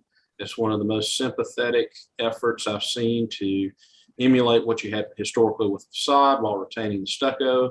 I think that the human scale with the courtyard entrance area is fine. I do think that the staff's comments regarding either lightening up that marquee or spreading it out somehow are relevant, but Ms. Romano seems to agree with that as well. We're incorporating elements of the facade at the street level that have some historicity. I think it's a great project and it presents extremely well. And so while incorporating staff comments, I fully support it. I'll add a couple of comments. I also agree it's a pretty successful project. I think I actually was around my one meeting of 2019. I think I might have been there for this first presentation. I agree that the one thing that kind of to me needs study, and I would be completely happy with this happening at staff level, is that marquee. It does feel too heavy. It feels too low. I think you ought to keep it tall and feel vertical. To me, it's the cornice. I wonder, you've got all these really elegant details. I love the brackets, and it almost feels Art Deco. I'm not saying you should go a certain stylistic direction, but the big heavy cornice on that marquee, I just wonder why you have it on there. I love the fluted glass. To me, if you just bring that cornice down or figure out another way to top that, and even if you want to bump it up another foot and a half, I think it'd be stronger. So that's my only issue. And if Ms. Romano is kind of already thinking that is a good idea anyway, then I have all confidence that they're going to detail it well. I don't think you're going to see much of the other stuff. I mean, I think once that wall's there, you might get a peek at something back there, but I don't think you're really going to pick up all the goings on with the balconies and roofs and things. So I'm in support. I agree with city staff comments and just would encourage I think that marquee could be really, really nice. And I think just one more pass at it at the staff level would do well. So I would be in support of this application. Other board comments or questions? I will chime in. So just a few comments here for me. The marquee is, everybody's talking about it, and I think it's that hyphen which with the marquee and entrance is somewhat contemporary today. So marquee itself doesn't have to meet this similar design what is on the portico around the existing building 93 with entrance to the restaurant and all that. It could be actually contemporary, could be much lighter and glassy, but needs to be obviously visible for the patrons of the hotel for entry, because it's only entry. I also like the fact that courtyard has a roof. It creates its own extension of the lobby, but open to the air, and it seems to be nicely designed and zoned in there. Even so, it may be not visible as totally from the street, but it's like any courtyards in Charleston. You kind of peek, passing by and peek in those courtyards, and you see something really nice happening, and this one is doing just that. So I'm also in agreement with staff, and I would be supporting the approval. Further board comments or questions? Hear none, can I entertain a motion? This is Leon Scott. I'd like to make a motion for preliminary approval with staff and board comments and final review by staff. Mr. Scott, I understand your motion to be for preliminary approval with staff and board comments and final review by staff. Is that correctly restated? Yes. Is there a second to Mr. Scott's motion? I'll second that. Mr. White seconds. I'll proceed to call the roll. Ms. Sobchak, how do you vote on this agenda item? Yeah, in favor. Mr. Bello, Yay in favor. Mr. White, It's just, I'm sorry, it's not, yay in favor. Mr. Scott, Yay in favor. and myself, yay in favor. Passes unanimously. Thank you to the applicant. Thank you guys very much. All right. Agenda item number 5, Mrs. Parrish. All right, this is 19 and 21, 9 and 20 Iron Forge Alley. The request is final approval of previously approved designs which have expired at Iron Forge Alley, incorporating select refinements of materials and details. This is in the East Side neighborhood, Height District 2.5 to 3, and in the Old City District. 2 context slides for you. We have the aerial directly above. You can tell the block is bordered by Columbus, Hanover, Nassau, and Line Streets. And then slightly at an angle, looking northward, all of this project that you're going to see tonight is interior to the block. And you can see some of the infrastructure laid out there. We're going to have Miss Julia Martin present. Ready to go. Ms. Martin, you have the floor if you can hear us and we can hear you. Okay, can you hear me? I can. Awesome. All right, good afternoon. I am Julia Martin, architect, representing the new owners of this planned unit development project in the East Side neighborhood. As Tori just pointed out, it's north of Columbus Street between Hanover and Nassau Streets. In case there's any confusion, this development was originally referred to as Foundry Alley, which would have been the name of the street that cuts through the property. But evidently that name had been taken by some tiny lane on Daniel Island. So the street name is now officially Iron Forge Alley. The PUD was conceived and approved about 5 years ago, and it included renovations of some historic structures along Hanover and Nassau, as well as 14 new dwellings, which you can see on the site overview. I guess we're starting with number 9, correct? Okay. All right. They are set back in the middle of the block, and my office was responsible for designing 4 of these new dwellings, a duplex at 21 and 19, and 2 single-family units, number 9 and number 20. And those are the ones that are on your agenda today. We brought these same designs to the board back in mid-2016, and they were fully approved by August. But subsequently, the owner, the original developer, sold all of the new construction to a new team, and the approvals lapsed, which brings us back to you now. So I'll review the designs with you now, and I'll try to keep it brief. In general, again, the designs are the same as before, but we did make a few minor updates and refinements, which I'll touch on as we go. Is there any way we could start with the duplex, just because that's how I've kind of got my comments? Sure, give us just a minute. Okay.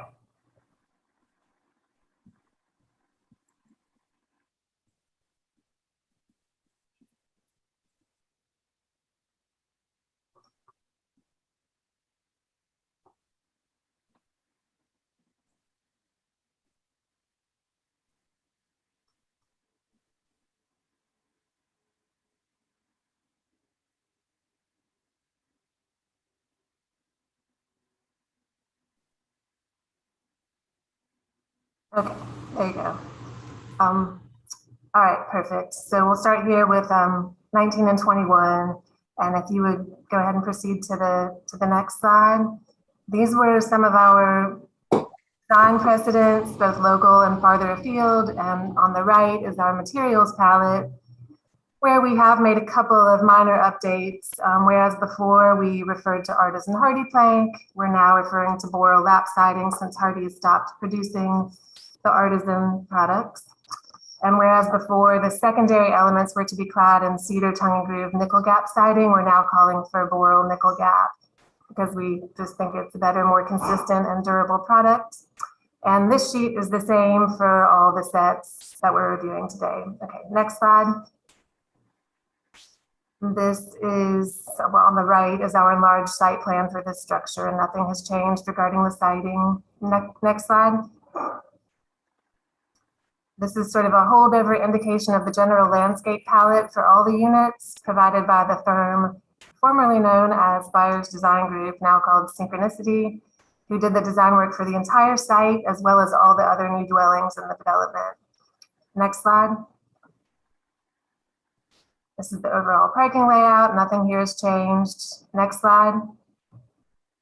I'll briefly review the floor plans for you, although they're essentially unchanged. These are the ground floor and first floor plans of the duplex. The ground floor accommodates parking for all these units, as well as an open air entryway for the dwellings above. There's no exterior stair, and the main living space and the kitchen is on the first floor on the right of your screen. Next slide. The second floor contains sleeping rooms, and all of these units have a partial enclosure on the top level, which allows for access to a roof terrace. Next slide. Next slide. Here are the elevations, which are also nearly identical to what was reviewed in 2016, but we've updated the materials references. And here I'll point out that on the north elevation, we previously showed 2 separate garage doors on the north elevation, but we're now proposing a single wider door.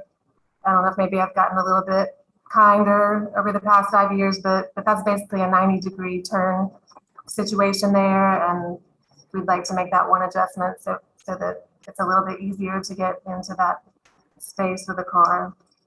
Next slide.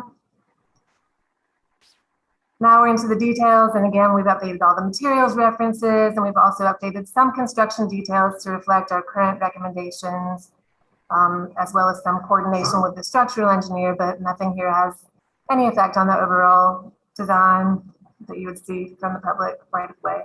Next slide. Next slide. And next slide. These are just some 3D studies that we did for the previous submittal, just for reference. All right, and then the next one on my list is number 9. I think that was the first one you had. If you don't mind going back to the beginning, I apologize. Yep, just a moment.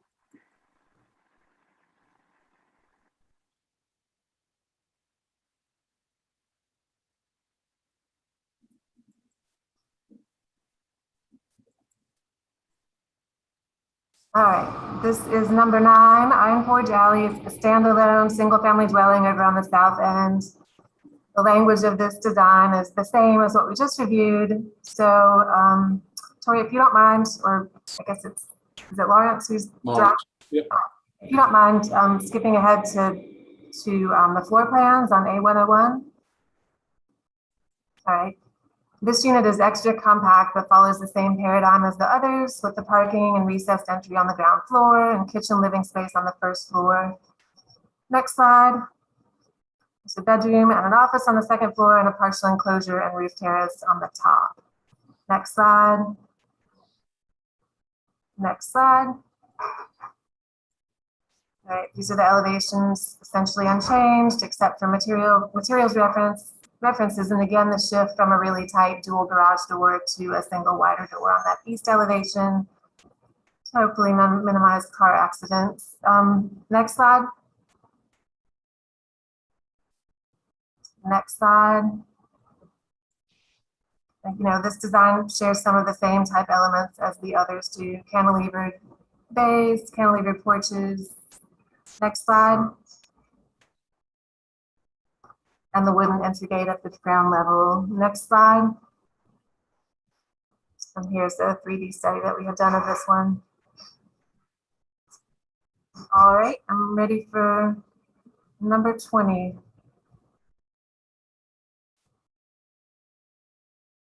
The location and the development there. And then Lawrence, you could skip to the plan again on A101.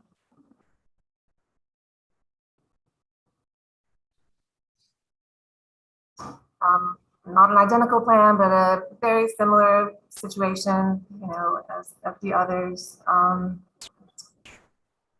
Next slide. Second floor and roof level plans. On this one, the rooftop enclosure was placed midway in the plan to slightly defer to the existing buildings along Nassau and temper the height on that west side a little bit. Next slide. Oh, one more. We have the elevations, the same language, similar design elements, same shift from 2 garage doors to 1. Next slide.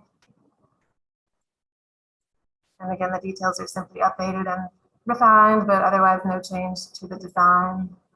And you can just forward on to the 3D at the end. There you go. This particular unit has the distinction of being at the end of the view corridor from Hanover Street. And that is the end of my presentation. Thank you so much for bearing with me, and I'm happy to take any questions. Thank you, Ms. Martin. Tori, any public comment on this?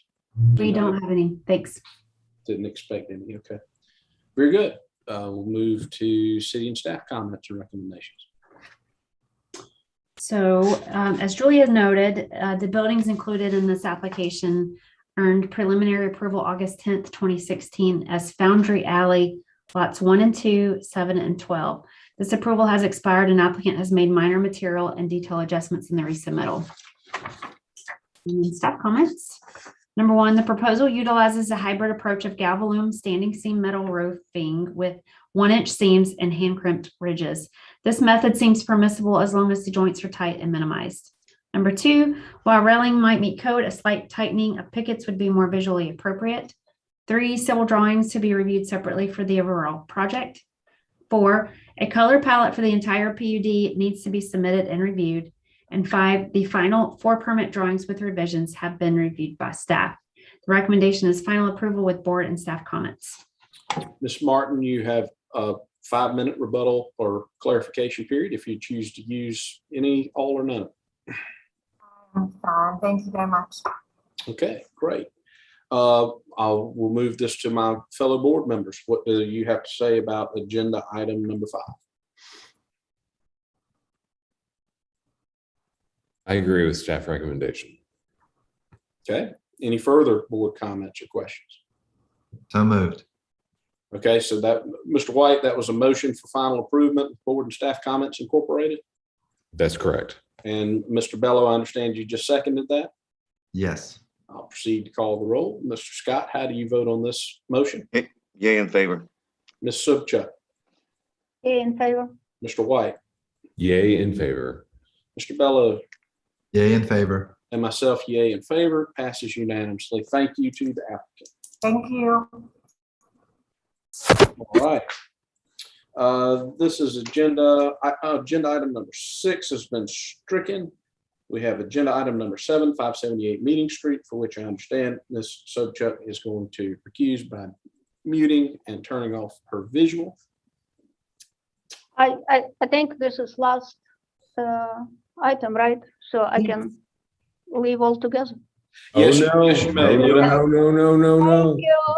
you. Have a wonderful evening. That's a wonderful excuse for you to get out just a little bit early, but have a wonderful evening and we'll be back in touch. Thank you. Thank you And for good your luck with service. that one. All Thank right. you.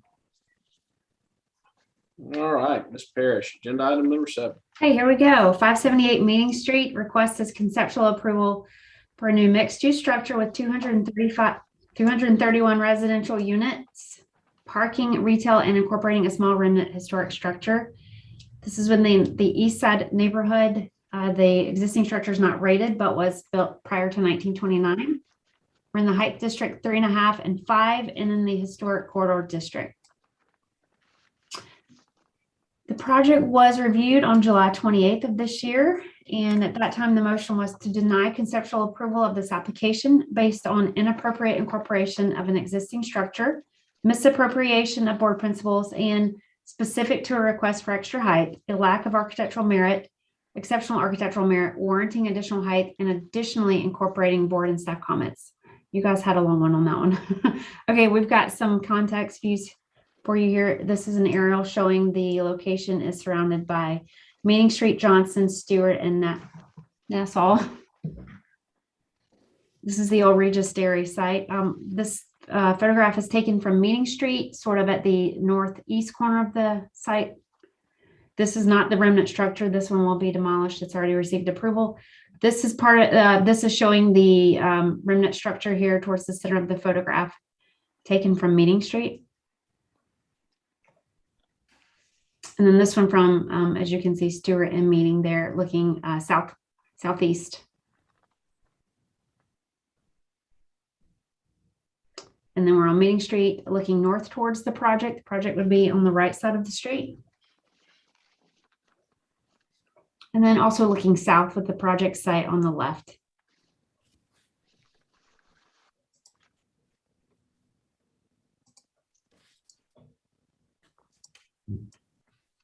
Oh, and then also looking north with the project on your right. I was promoting applicants, sorry.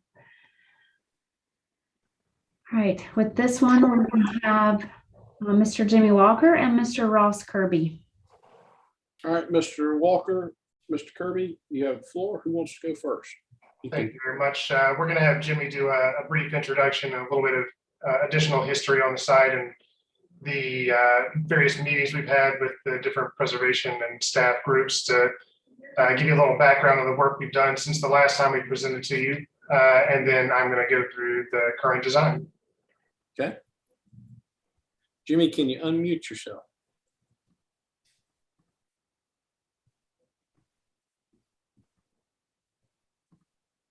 There we go. Okay, can you hear me now? Yes, sir. Okay, great. Good afternoon, everyone. I just want to do a quick sort of recap of where we were back then and what's been happening since July the 28th. We're here locally, and we've been working with the development team, the architects of record, and since that last meeting, we've taken a serious look at this project again. We've had, I think I know of maybe 3 reviews as it's progressed with Justin and Aaron with the preservation groups. Lawrence and Tori have both been very helpful as it's redeveloped. And, you know, we think that it seems to be going in a much better direction, in the right direction.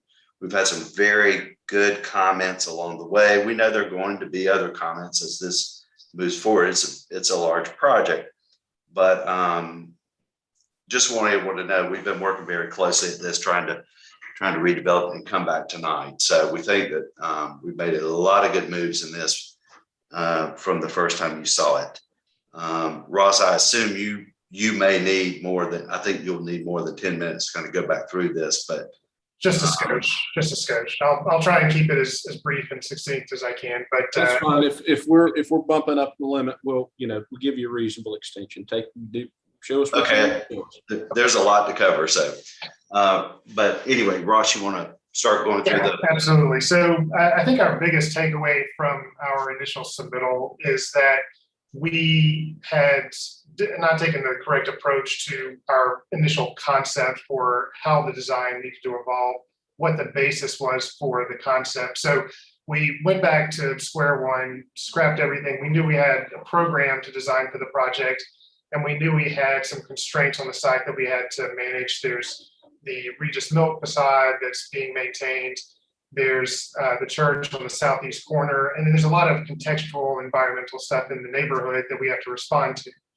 So what we did, we went back to square one, and we said, what does this project want to be? What are the important things about this that we need to consider? And first and foremost came to the preservation of the Regis and the reincorporation of that into this project to give it life, but let it maintain its integrity and its character. And so what we've decided is that we wanted to start from that point and work our way out. So we have, as part of our concept, we have 3 parts. One is the incorporation of the existing Regis Milk facade into the overall project in a way that's respectful and maintains its integrity. The second is how do we approach the arrangement of the different uses that this program entails throughout the site? How do they relate to one another? Where do they belong on the site? And how are they expressed architecturally? And then third is the implementation of the material and detailing in a way that creates a project that's at the same time, it's unique and has its own character, but it's also contextually appropriate. So to that end, if you'll go to the next few slides, we'll skip over the ones about the background and the Sanborn Maps, which describe the various evolution of the Regis Mill and the portion that's being maintained. And you'll go to one more right there. So what we came to the understanding of was that there were certain elements from our original design in terms of the program and where they belong on the site that didn't change. So you may see some similarities in that respect, in that, you know, the parking deck is towards the back part of the site and faces across Nassau to the water storage tank that's on the northeast side of the vicinity. The entry coming down Meeting Street is really the kind of gateway and approach to the project. So that's where some of the more public areas belong. The Regis is a key part of the entire design. And so it needs to have life as kind of a commercial use, something that's frequented daily and gets a lot of attention. And so an extension of that idea along Meeting Street makes sense. We have contextually things to respond to with the height of the church and the step in the height district across our site. So we'll see some of the stepping in that in what we've done with the massing. And really what we wanted to do was revisit the colors and materials, the massing, and try and find a way to give this something that has a character that's more elegant and lighter and has more verticality to it than what we had originally proposed, which was in a lot of respects very monolithic and heavy and dark and imposing. So we tried to go the opposite direction in a way that blends all those elements together. So if you'll go to the next page. Just a quick recap of what we're proposing. The 6 stories is one additional story over the 5-story height district, an additional half-story at the rear 3.5-story height district. There are portions of this where we step down that are 3-story, that are 5-story, and nothing above that. We have the 4 tiers of parking garage, including the parking on the roof. And that's what we're asking for approval of, as well as the overall design. And one additional element is that there is a particular element of the ordinance that says that commercial spaces on the ground floor have to be of a certain height. And for the portion along Meeting Street and a little bit along Johnson, where we have our live work units, we are below that floor to floor height because of our approach to incorporating the Regis into the overall design. So those are the 3 requests we're making. So if we go to the next page. I'll very briefly say that the sort of diagramming of the site is very similar to what you've seen before. What we've done is a lot of pushing and pulling on the various masses of the building to give them some relief in the facade. And in the next part, I'm going to talk about how we've worked around the Regis as our starting point, but we can go to the next page. You'll see in the northwest corner of the site that we have a true double height space at that main club room. That's a big feature piece that's part of the amenity spaces involved in the project. And it'll be backlit at night from the inside, and will really be a nice gateway feature piece as people are coming south along Meeting Street as they enter Charleston. We'll go to the next page, please. One of our typical residential floors. Next page, please. One more. The break and the height plane, you'll see that diagonal line that runs through the site. That's the break between the 5 and the 3.5-story height districts. Next page, please. And we have our top level where we've provided additional step down where it says work in the red area along Meeting Street, which I'll talk more about.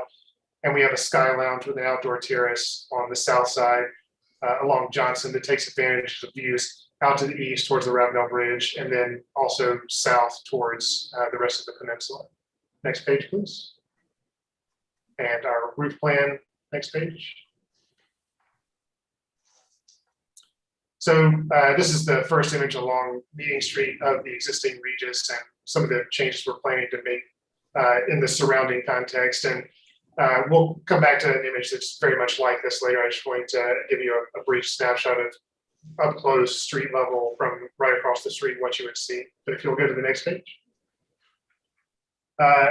So the image at the top is one that we wanted to really use to capture most of the conversation about what we did with the Regis. So the Regis as it stands now is a white painted brick facade.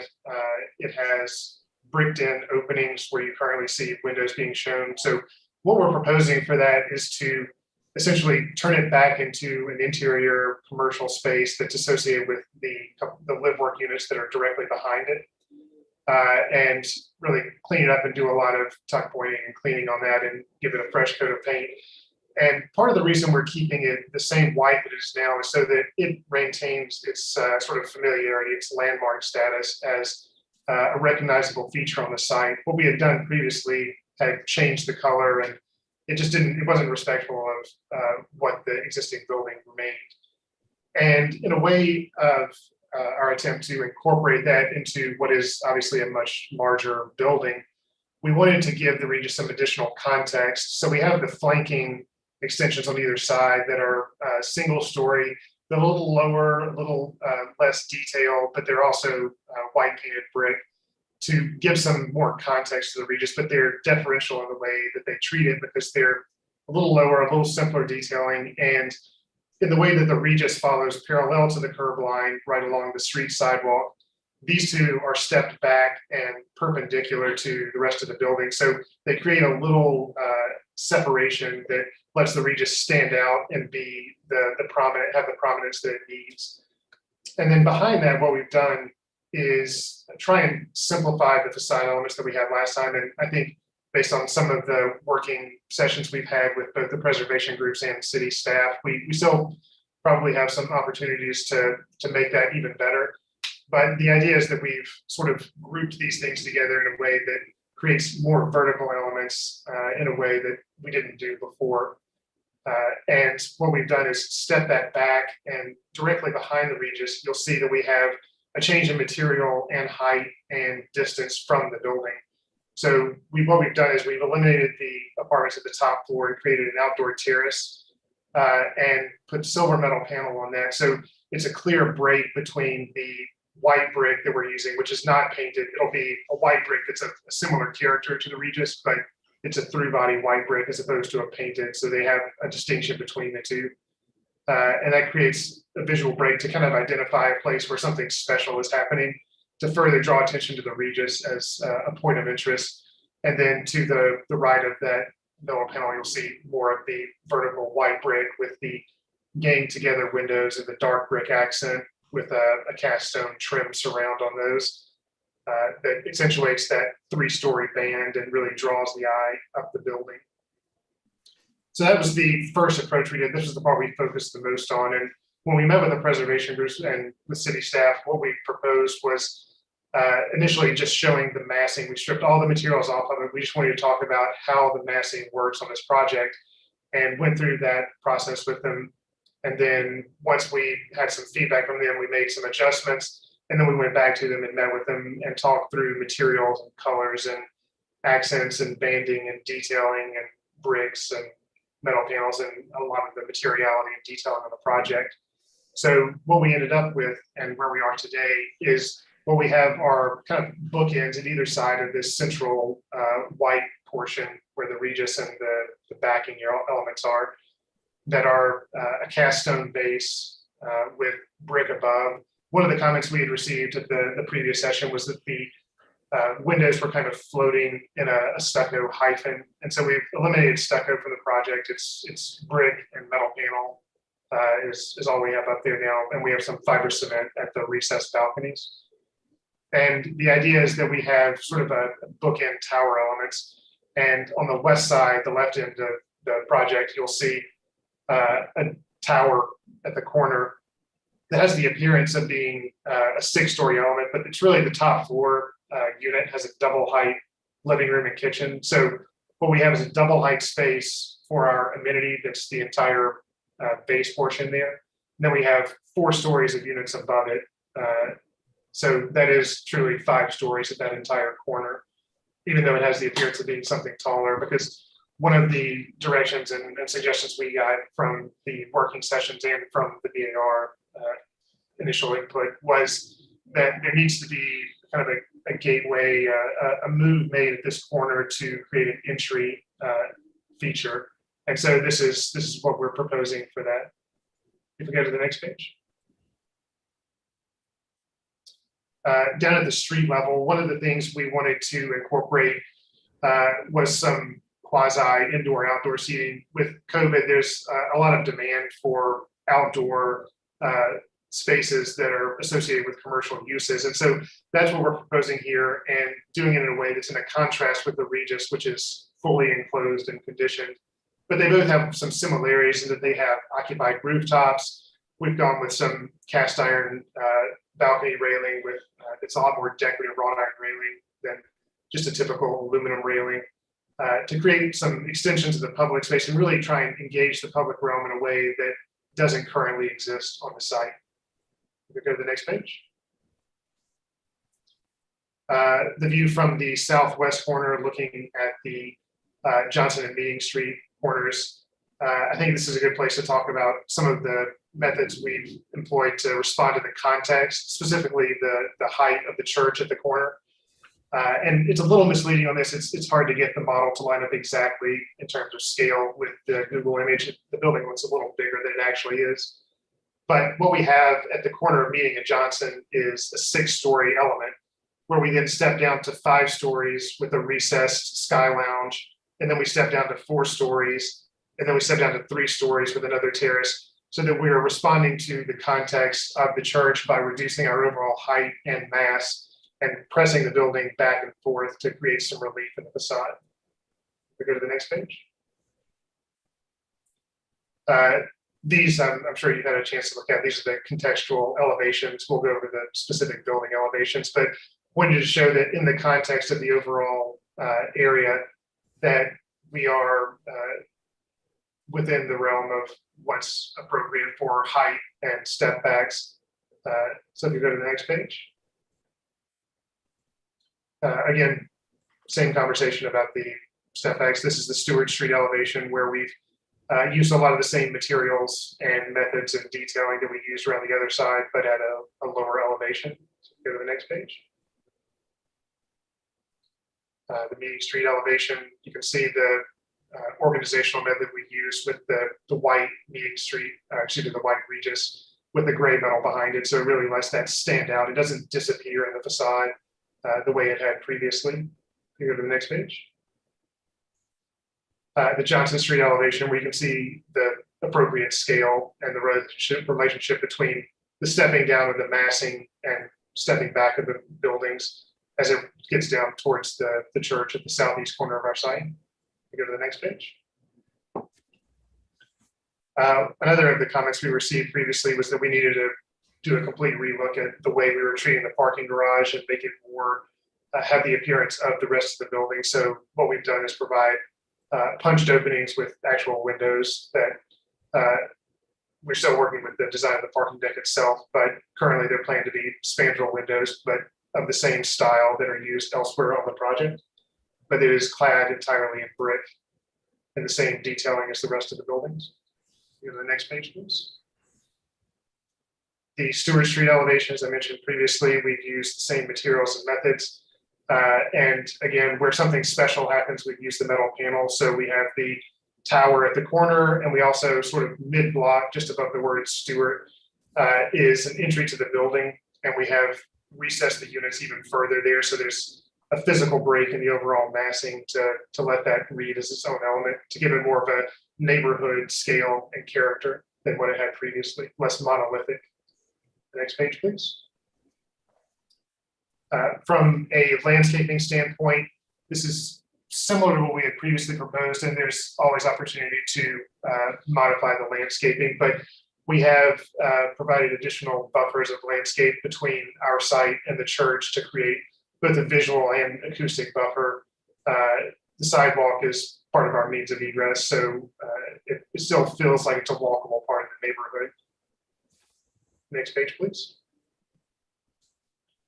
Along the Johnson Street elevation, which is the south side, we have an existing easement, a sanitary sewer easement, a storm and sanitary sewer easement that is requiring us to hold the building back. So we're making use of that space by creating in front of the live work units on the west end of the block, an outdoor public patio that's an extension of the sidewalk. And then as you move into the more residential portion, we have a much more heavily landscaped area to create some additional privacy there.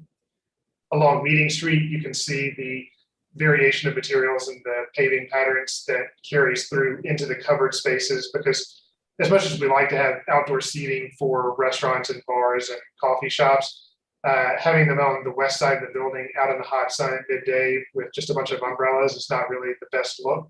So we made sure to pull those things out far enough that we can actually have some covered seating in there that's associated with the commercial spaces.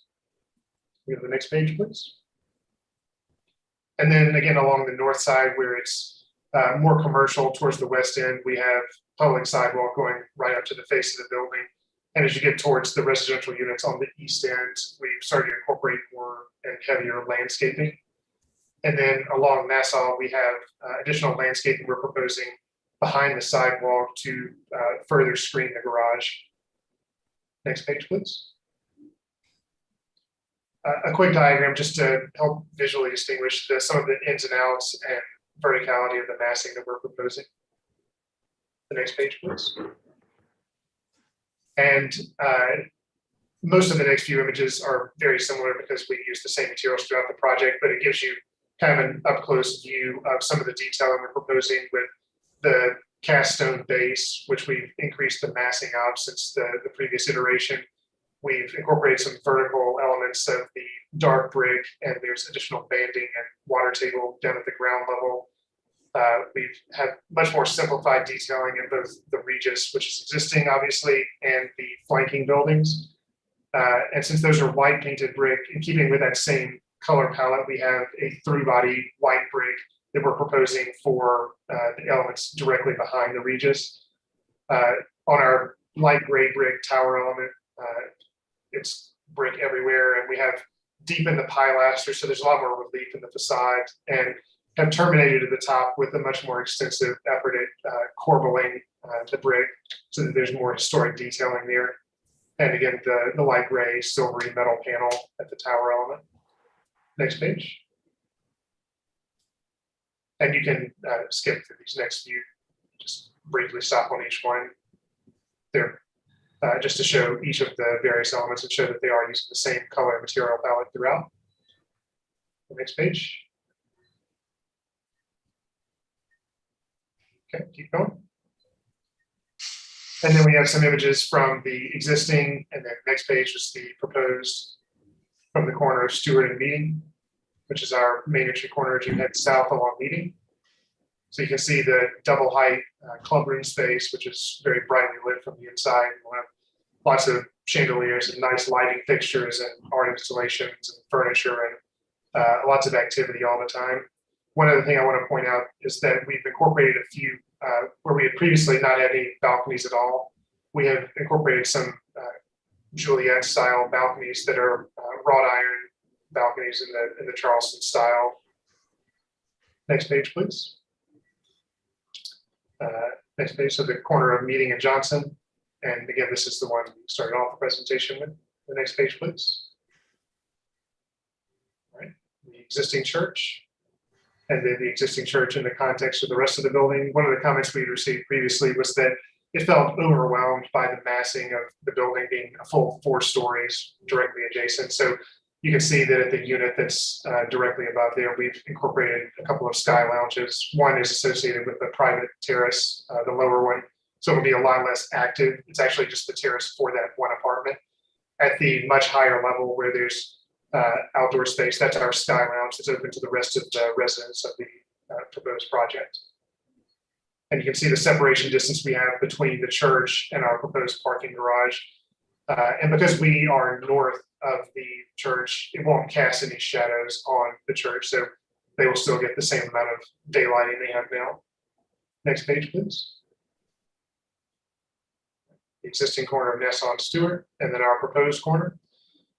What you can see on this is at the sort of blank brick wall where we have the white brick is a stair tower, and we're considering a few different options there, and would like to elicit some input from our partners with the preservation groups and staff on ways we can treat this and make the transition around the corner, whether it's a mural or art installation, or if it's just a preference to have windows. But we definitely want to continue working on that particular piece.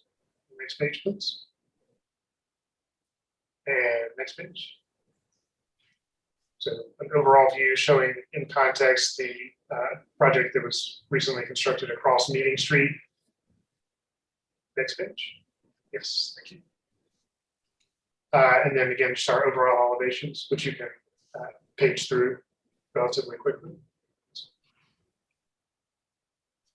Just keep going, and when we get to the next 3D view. Yep. Very good, thank you. Some of the interior courtyards, the building section showing the parking deck, and then that was it. The next page, and then the 3D view from aerial from the southwest corner. Next page. And then finally, an aerial view incorporating the project into the overall site context. And that was it. Thank you, Mr. Kirby, for that. Mrs. Parrish, any public comment on this agenda? We do. We have Aaron Minigan and Justin Schwabler for public comment. Real quick, can I ask a couple of questions? Well, sure. I think that comes before public comment. Real quick, so, and I apologize, I wasn't here last time. Wasn't this presented before? Do we have any before renderings versus what we're seeing now, or is that not what we do anymore? The previous project was denied, and we were instructed to present this as if it's an entirely new project. Okay, so we don't need to see what happened before. Okay, then the second one is a design question. So along Meeting Street, the Regis building and most of the buildings are parallel to the street, but your new building is not. Is that an intentional move? And if you could expand on that a little bit. It is intentional. So as I mentioned when I was talking about the Regis and its flanking buildings, because the Regis is pulled all the way out to the back face of the sidewalk, in order to let it be prominent, we took the rest of the building, its two flanking pieces, and pushed them back from the building, back from the sidewalk. We could make them parallel, but that felt like it was trying too hard to be something just like the Regis, and we wanted them to be different and differential. So we made them parallel to the rest of the building. So it was an intentional choice to do that. Okay. All right. Thank you. That's the only question I had. Okay. Mr. Minigan. Thank you. Good evening. Erin Minigan with Preservation Society of Charleston. We appreciate the applicant meeting with us on multiple occasions and being responsive to our feedback. We feel positive changes have been made since the last time this project was before the board, and in particular, the material palette and treatment of the overall building has improved. Consistent with our previous comments, we feel massing of large-scale projects like this are best treated by making big but few movements to create rational, regular patterns that speak to the rhythm of Charleston's building patterns and streetscapes, and this design is heading in the right direction but could go further. Recessing the massing behind the historic facade is the right move, and we feel the two bays directly to the north-left side of the historic facade are most successful. We would encourage studying creating better symmetry on the Meeting Street elevation by mirroring the pattern of these bays on the right side of the historic facade toward Johnson Street as well. We are concerned by the prevalent use of metal panel, as this has proven unsuccessful on previous projects. In particular, we feel the use of this inferior material is inappropriate at the most prominent location of the building at the corner of Meeting and Stewart Streets. We feel significant restudy is needed on this corner element to create a higher quality, more distinctive design. We do appreciate the applicant's responsiveness to our suggestion to recess and simplify the ground floor retail adjacent to the historic facade. However, per the Secretary of the Interior standards, it's highly inappropriate for new construction to match adjacent historic fabric, and the surrounding new building needs to be better differentiated in terms of color and finish to allow the historic facade to clearly read of its time. Moving around to Stewart Street, we feel the revised modulation of the massing works well. However, ends abruptly at the east end towards Nassau Street and would encourage studying the elevation to provide a more balanced composition. Finally, we feel the cladding of the garage is much improved and more attractive, but the opening should be more vertical in line with Charleston's typical fenestration proportions. Also, we struggle with the garage being taller than the residential portion and would encourage studying the parking program and configuration to reduce the height of the garage.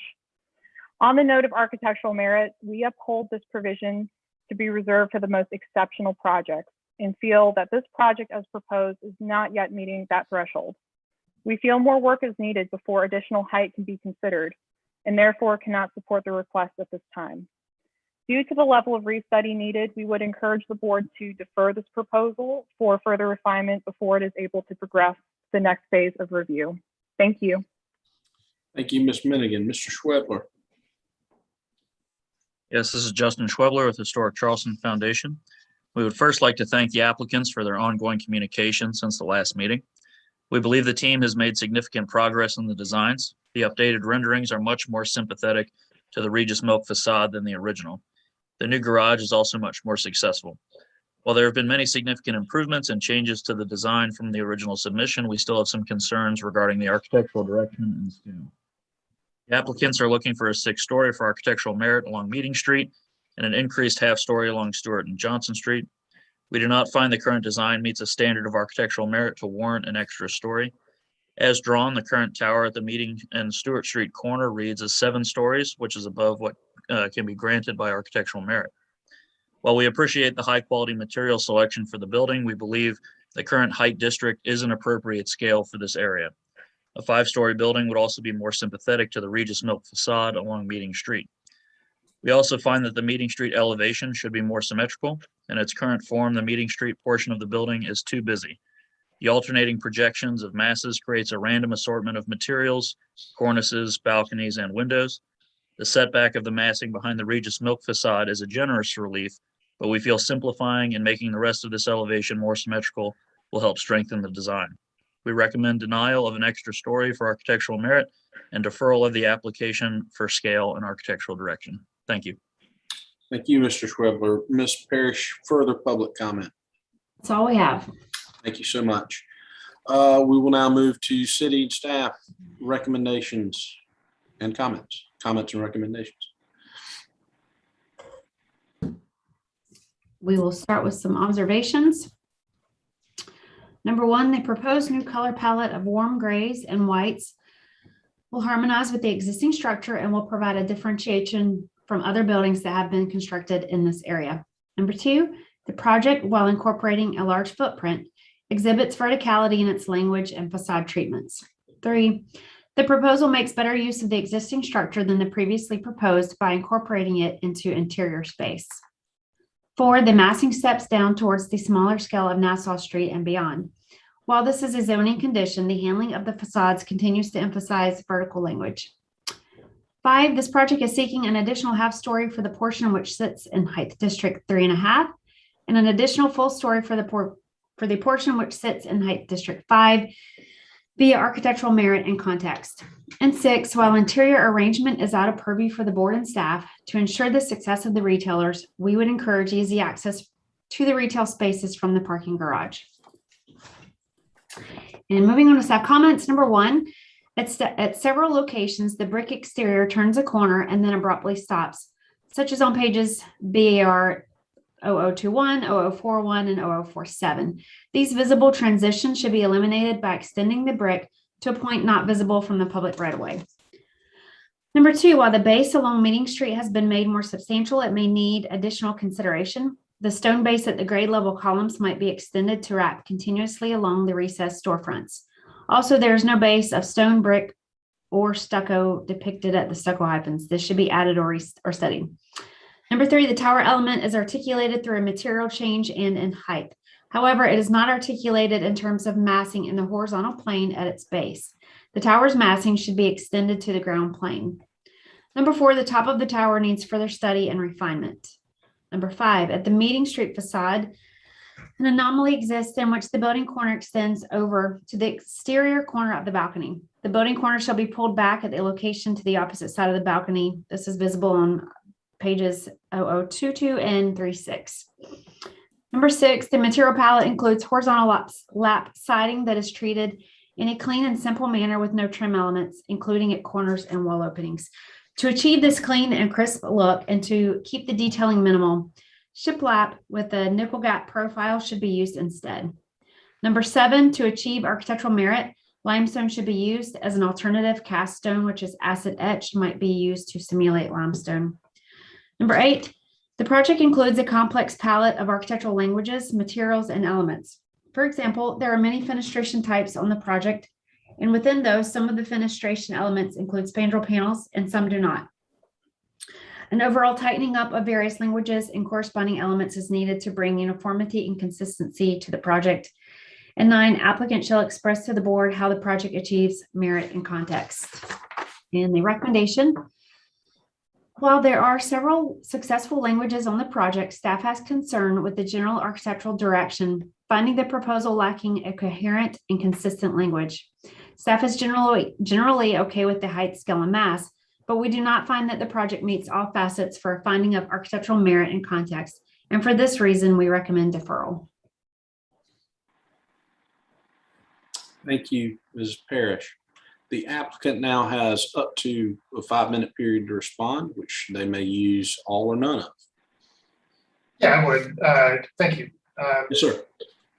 So we've shown a lot of willingness to continue to work with both preservation groups and with staff, and don't see no reason why that would stop as we continue to work through this process. So we think that what we've proposed, we've done as a way of interpreting what feedback we've been given. It's been instrumental in everything we've heard, everything from BAR, from the initial submittal, the first feedback we got from both preservation groups and staff, the feedback we got for material selection and massing and suggestions along the way have all been instrumental in getting us to this point. And we're going to continue to do that as we work through the project. But we feel like we met what the requirements are to achieve the additional 1-story and half-story in both height districts for the purposes of a conceptual approval. And to put it any other way, everybody's going to get another bite of the apple. This is by no means done. It'll be reviewed again multiple times as we work towards a preliminary submittal and then again final, because everyone gets a say, and even down to the mock-up affects the final detailing of the project. So there's a lot of opportunities to continue to refine the design. And in my interpretation of the feedback we've gotten is that there are a few specific elements that need to continue to work on to achieve the quality that's required for architectural merit, primarily the tower at the corner, some specific material and detailing changes, but that the broad strokes of the project, the overall massing, the general material selection, the way in which we conceptually design the project, the way it treats the Regis, the way we respond to the immediate context and the public realm are all in line with what the discussion had been previously as what we needed to do to make the project successful. So with that, we would still, despite the requests and recommendations for deferral, request approval of the conceptual design with the promise that we will continue to work with both staff and preservation groups to progress the design and make sure that everyone's concerns are addressed in a way that's beneficial to the project as a whole. Thank you, Mr. Kirby. We will now move to board discussion and a potential vote on our final agenda item for this evening. What do my fellow board members have to say about this proposal? I might lead off here, and I've been thinking a lot about these very large scale projects that we see so often here at BAR, and I appreciate the applicant's willingness to continue and even maybe amplify the dialogue with the preservation community and with city staff to try to pick through the denial that you faced last time. And the purpose of the denial that was rendered at the last time we saw y'all in July was to try to lend sufficient clarity so that you'd be successful tonight. Somehow or another, in my view, that hasn't occurred. And I think that there's a fundamental misunderstanding of what our principles suggest as guidance to development teams. You have a very large lot. You have very generous setbacks, meaning they're minimized. But that doesn't necessarily mean that you have the unfettered right to put one solid building mass from property line to property line in all cardinal directions, and then just chew it away until you somehow satisfy us. The result that comes out of this is wholly unsatisfactory, and you're in a way emulating projects that are within line of sight of this one, the 601 Meeting Street, for example, or if you go on down Meeting Street to the south, you see several examples of this. And they're the product of our zoning ordinance. They're the product of our current situation. They're the product of the way that the BAR has tried to interpret our ordinances. And I would say that they have been judged to be wholly unsatisfactory. And that's the conundrum we find ourselves in here. This property is nearly an entire block. And I certainly appreciate the fact that you've dropped the height of the building somewhat in deference to the church at the corner of in the southeast corner, but the scale remains attenuated. You have 3-story window bays, and that obliterates the improvement you've made to the height of the building. Last time I was very critical of the fact that the building didn't fit the street grid, and it still doesn't. And Mr. Bello asked about that and didn't really, in my view, receive a satisfactory answer at all. Not only is this building not eligible, in my view, to receive the additional height that's requested, it maybe ought to be knocked down the half-story that we have a right to do. If you look at 601 Meeting Street, which is on the northwest corner of Meeting and UG, where it meets the street, it's only 4 stories. And in my view, that's a far more comfortable arrangement than trying to have 5 or even 6 stories on the opposite corner. I think the board should not only deny this building in terms of height, scale, mass, and general architectural direction, but we ought to exercise our authority to knock it down to no more than 4.5 stories in the portion that meets Meeting Street. There's probably more detail I could offer, but I'll yield the floor to other board members. Okay, go ahead, Eddie. I'm sorry, excuse me. I was going to say other board comments. Yeah, I'll just chime in. I wasn't here for the first go round, and that's probably a good thing because I'm looking at this with fresh eyes. I've said this before on these larger projects. This is a difficult program from an architect's point of view. I mean, it's very hard to do this kind of project. So I kind of get that from the architects. I don't want to sound like I don't understand it, but I will say I agree with everything that Mr. White said.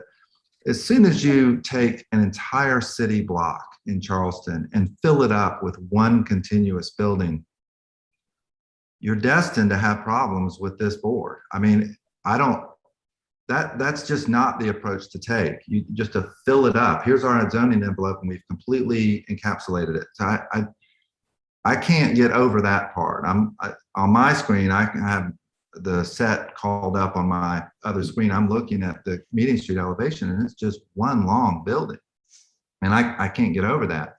From an architectural merit point of view, I'm just going to read what is in the ordinance that city staff printed out for us.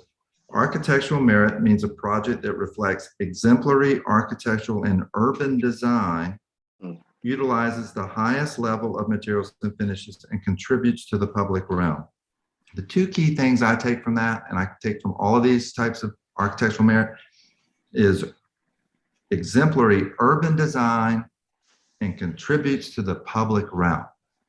I don't see any of that here. And I mean, pulling back a couple of places and in the one corner where you've got a grassy lot next to a blank wall, that's not public realm. Okay, so nowhere near, to me, do you warrant architectural merit? You can throw limestone on there, but that ain't going to get anywhere near bringing back something, giving something to the city, the public realm, that I think you kind of have to do on a building like this if you're asking for architectural merit.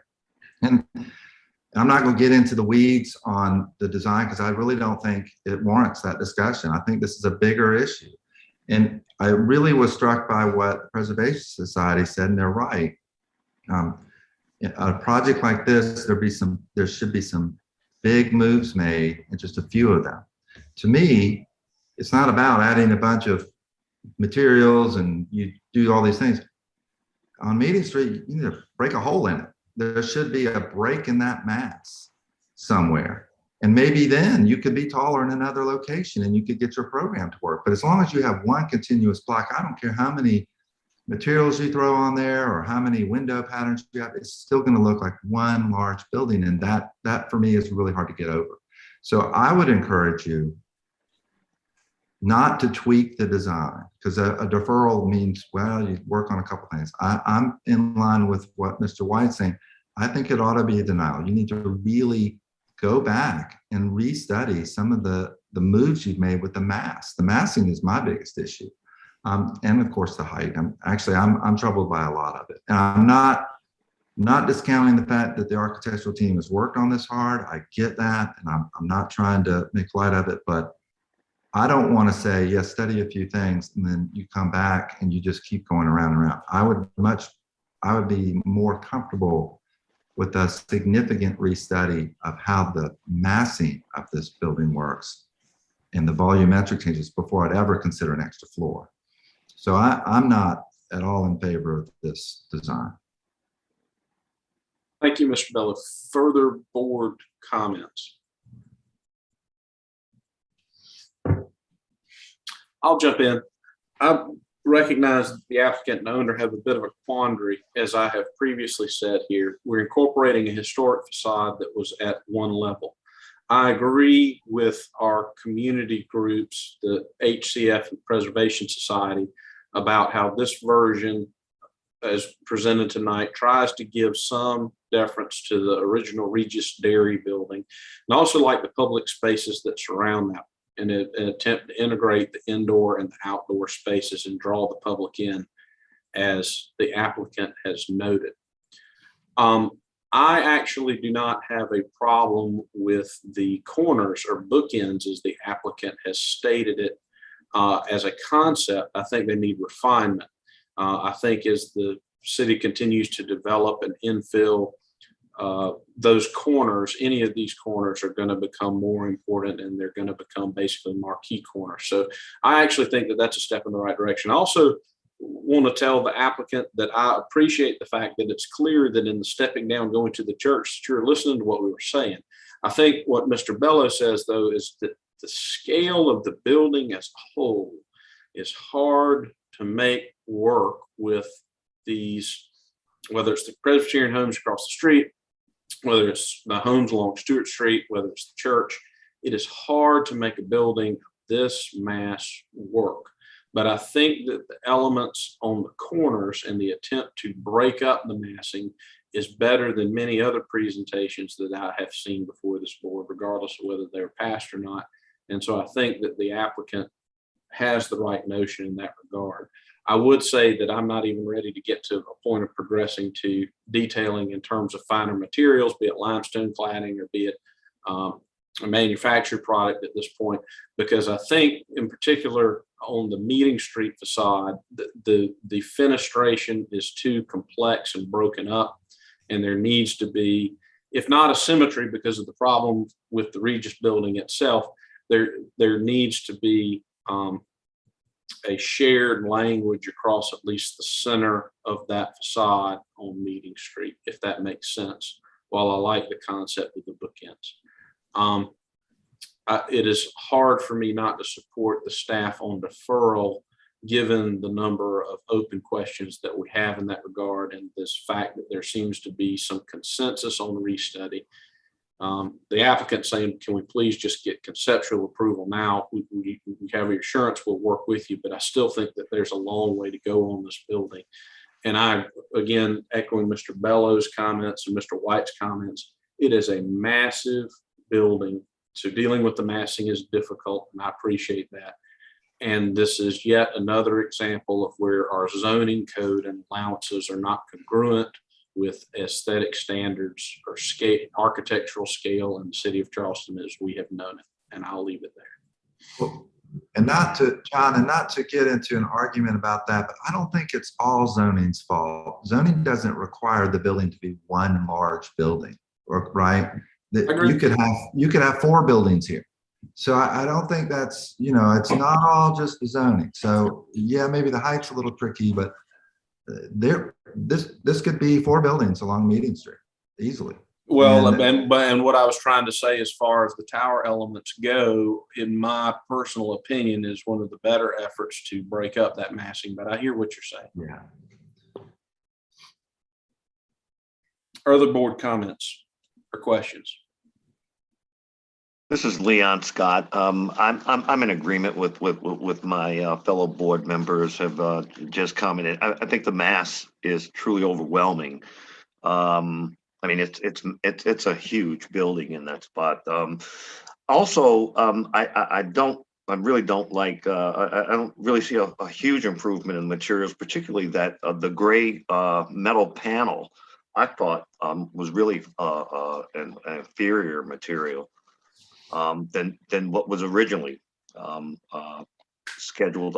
And then again, just the size and mass and how it swallows everything that exists there from the church on. It just swallows it. So again, in terms of height and mass, I think there's a lot of work to be done. And again, I've heard that deferral sort of suggests that we're kind of in the direction we want to go, but I don't think so. I'm not in favor of the deferral either. So that's my comment. Thank you, Mr. Scott. Further board comments? No, I'll make a motion, and I am gonna move for denial, but I want to, you know, I'd never like to recommend denial, and I know the architect has worked hard, so I don't want them to take this personally or anything, but it's actually better a lot of times to get denial, because then you know you have to make significant changes. You can't just add a material here and slide some balconies around. It needs to be, in my opinion, I think that's what needs to happen. A denial sends a clear direction to you and your client that you've got to really go back to the drawing board a little bit. So, and I don't doubt that the team, you've got a great team. So I don't doubt that the team can do it. So it's just, it can be much harder if we defer it and you just keep doing things, and then you go back to preliminary, and then you do a few things and you have to go back to preliminary 4 times. You don't want to do that. Let's just start fresh. So I'm going to move for denial based on board comments. I think that the massing is not appropriate. It needs to be studied. The height is not appropriate. Certainly not. There's no merit that I see that warrants an additional floor. And the overall architectural direction, while there are some, I think there's some positive things that are going on, I think that's still too inconsistent. And so I would say the architectural merit is also not appropriate. So for those reasons, I'd move to deny. Mr. Bello, let me understand if I have heard your motion correctly, maybe if I paraphrase it just a bit. You've made a motion for denial based on board comments, and then additionally that the massing is not appropriate, height is not appropriate, there's not sufficient architectural merit warranting an additional floor, and denial for general architectural direction. Is that a sufficiently correct restatement of your motion? Yes, it sounds worse when you say it, but yes. I don't like to say, I don't like to give people denials. I'm sorry, but I just, I don't Meaning want. it sounds more accurate, I think, is what you're saying. Okay, well, I just wanted to make sure I encompassed the specific elements that you wanted. Well, yes, that's correct. Okay. I will Is there- second that motion. Mr. White seconds that motion. I have a motion to second. I will therefore proceed to call the roll. Mr. Scott, how do you vote on this motion? In favor. Mr. White, Yay in favor. Mr. Bello, Yay in favor. and myself, nay, not in favor. I just, and so the applicant knows I would have done a deferral. But I appreciate the deliberations before the board this evening, which I know were all made in good faith. And I would like to reassure the applicant, as Mr. Bello has stated, that through a team effort, the applicant can in fact figure this out with what I believe is a unique site with unique challenges. Before we leave for the evening, is there anything for the good of the board, any matter that staff cares to bring before us? I do not have anything. I do want to thank Mr. Bello for filling in tonight at the very last minute. Sure. Thank you. Thank you. Thank you to you all for your hard work, hard service, to our applicants, and to our public commenters. Thank you so much to our super hardworking staff. Your efforts to streamline our remote work are paying off. I saw it tonight. It went very smoothly. And let's keep it up, and I will continue to look forward to the day where we all are able to meet again in person. Indeed. All right. Thank you. Thank you all for being here. Thank you. Have a good evening. Thanks, everybody. Thank you.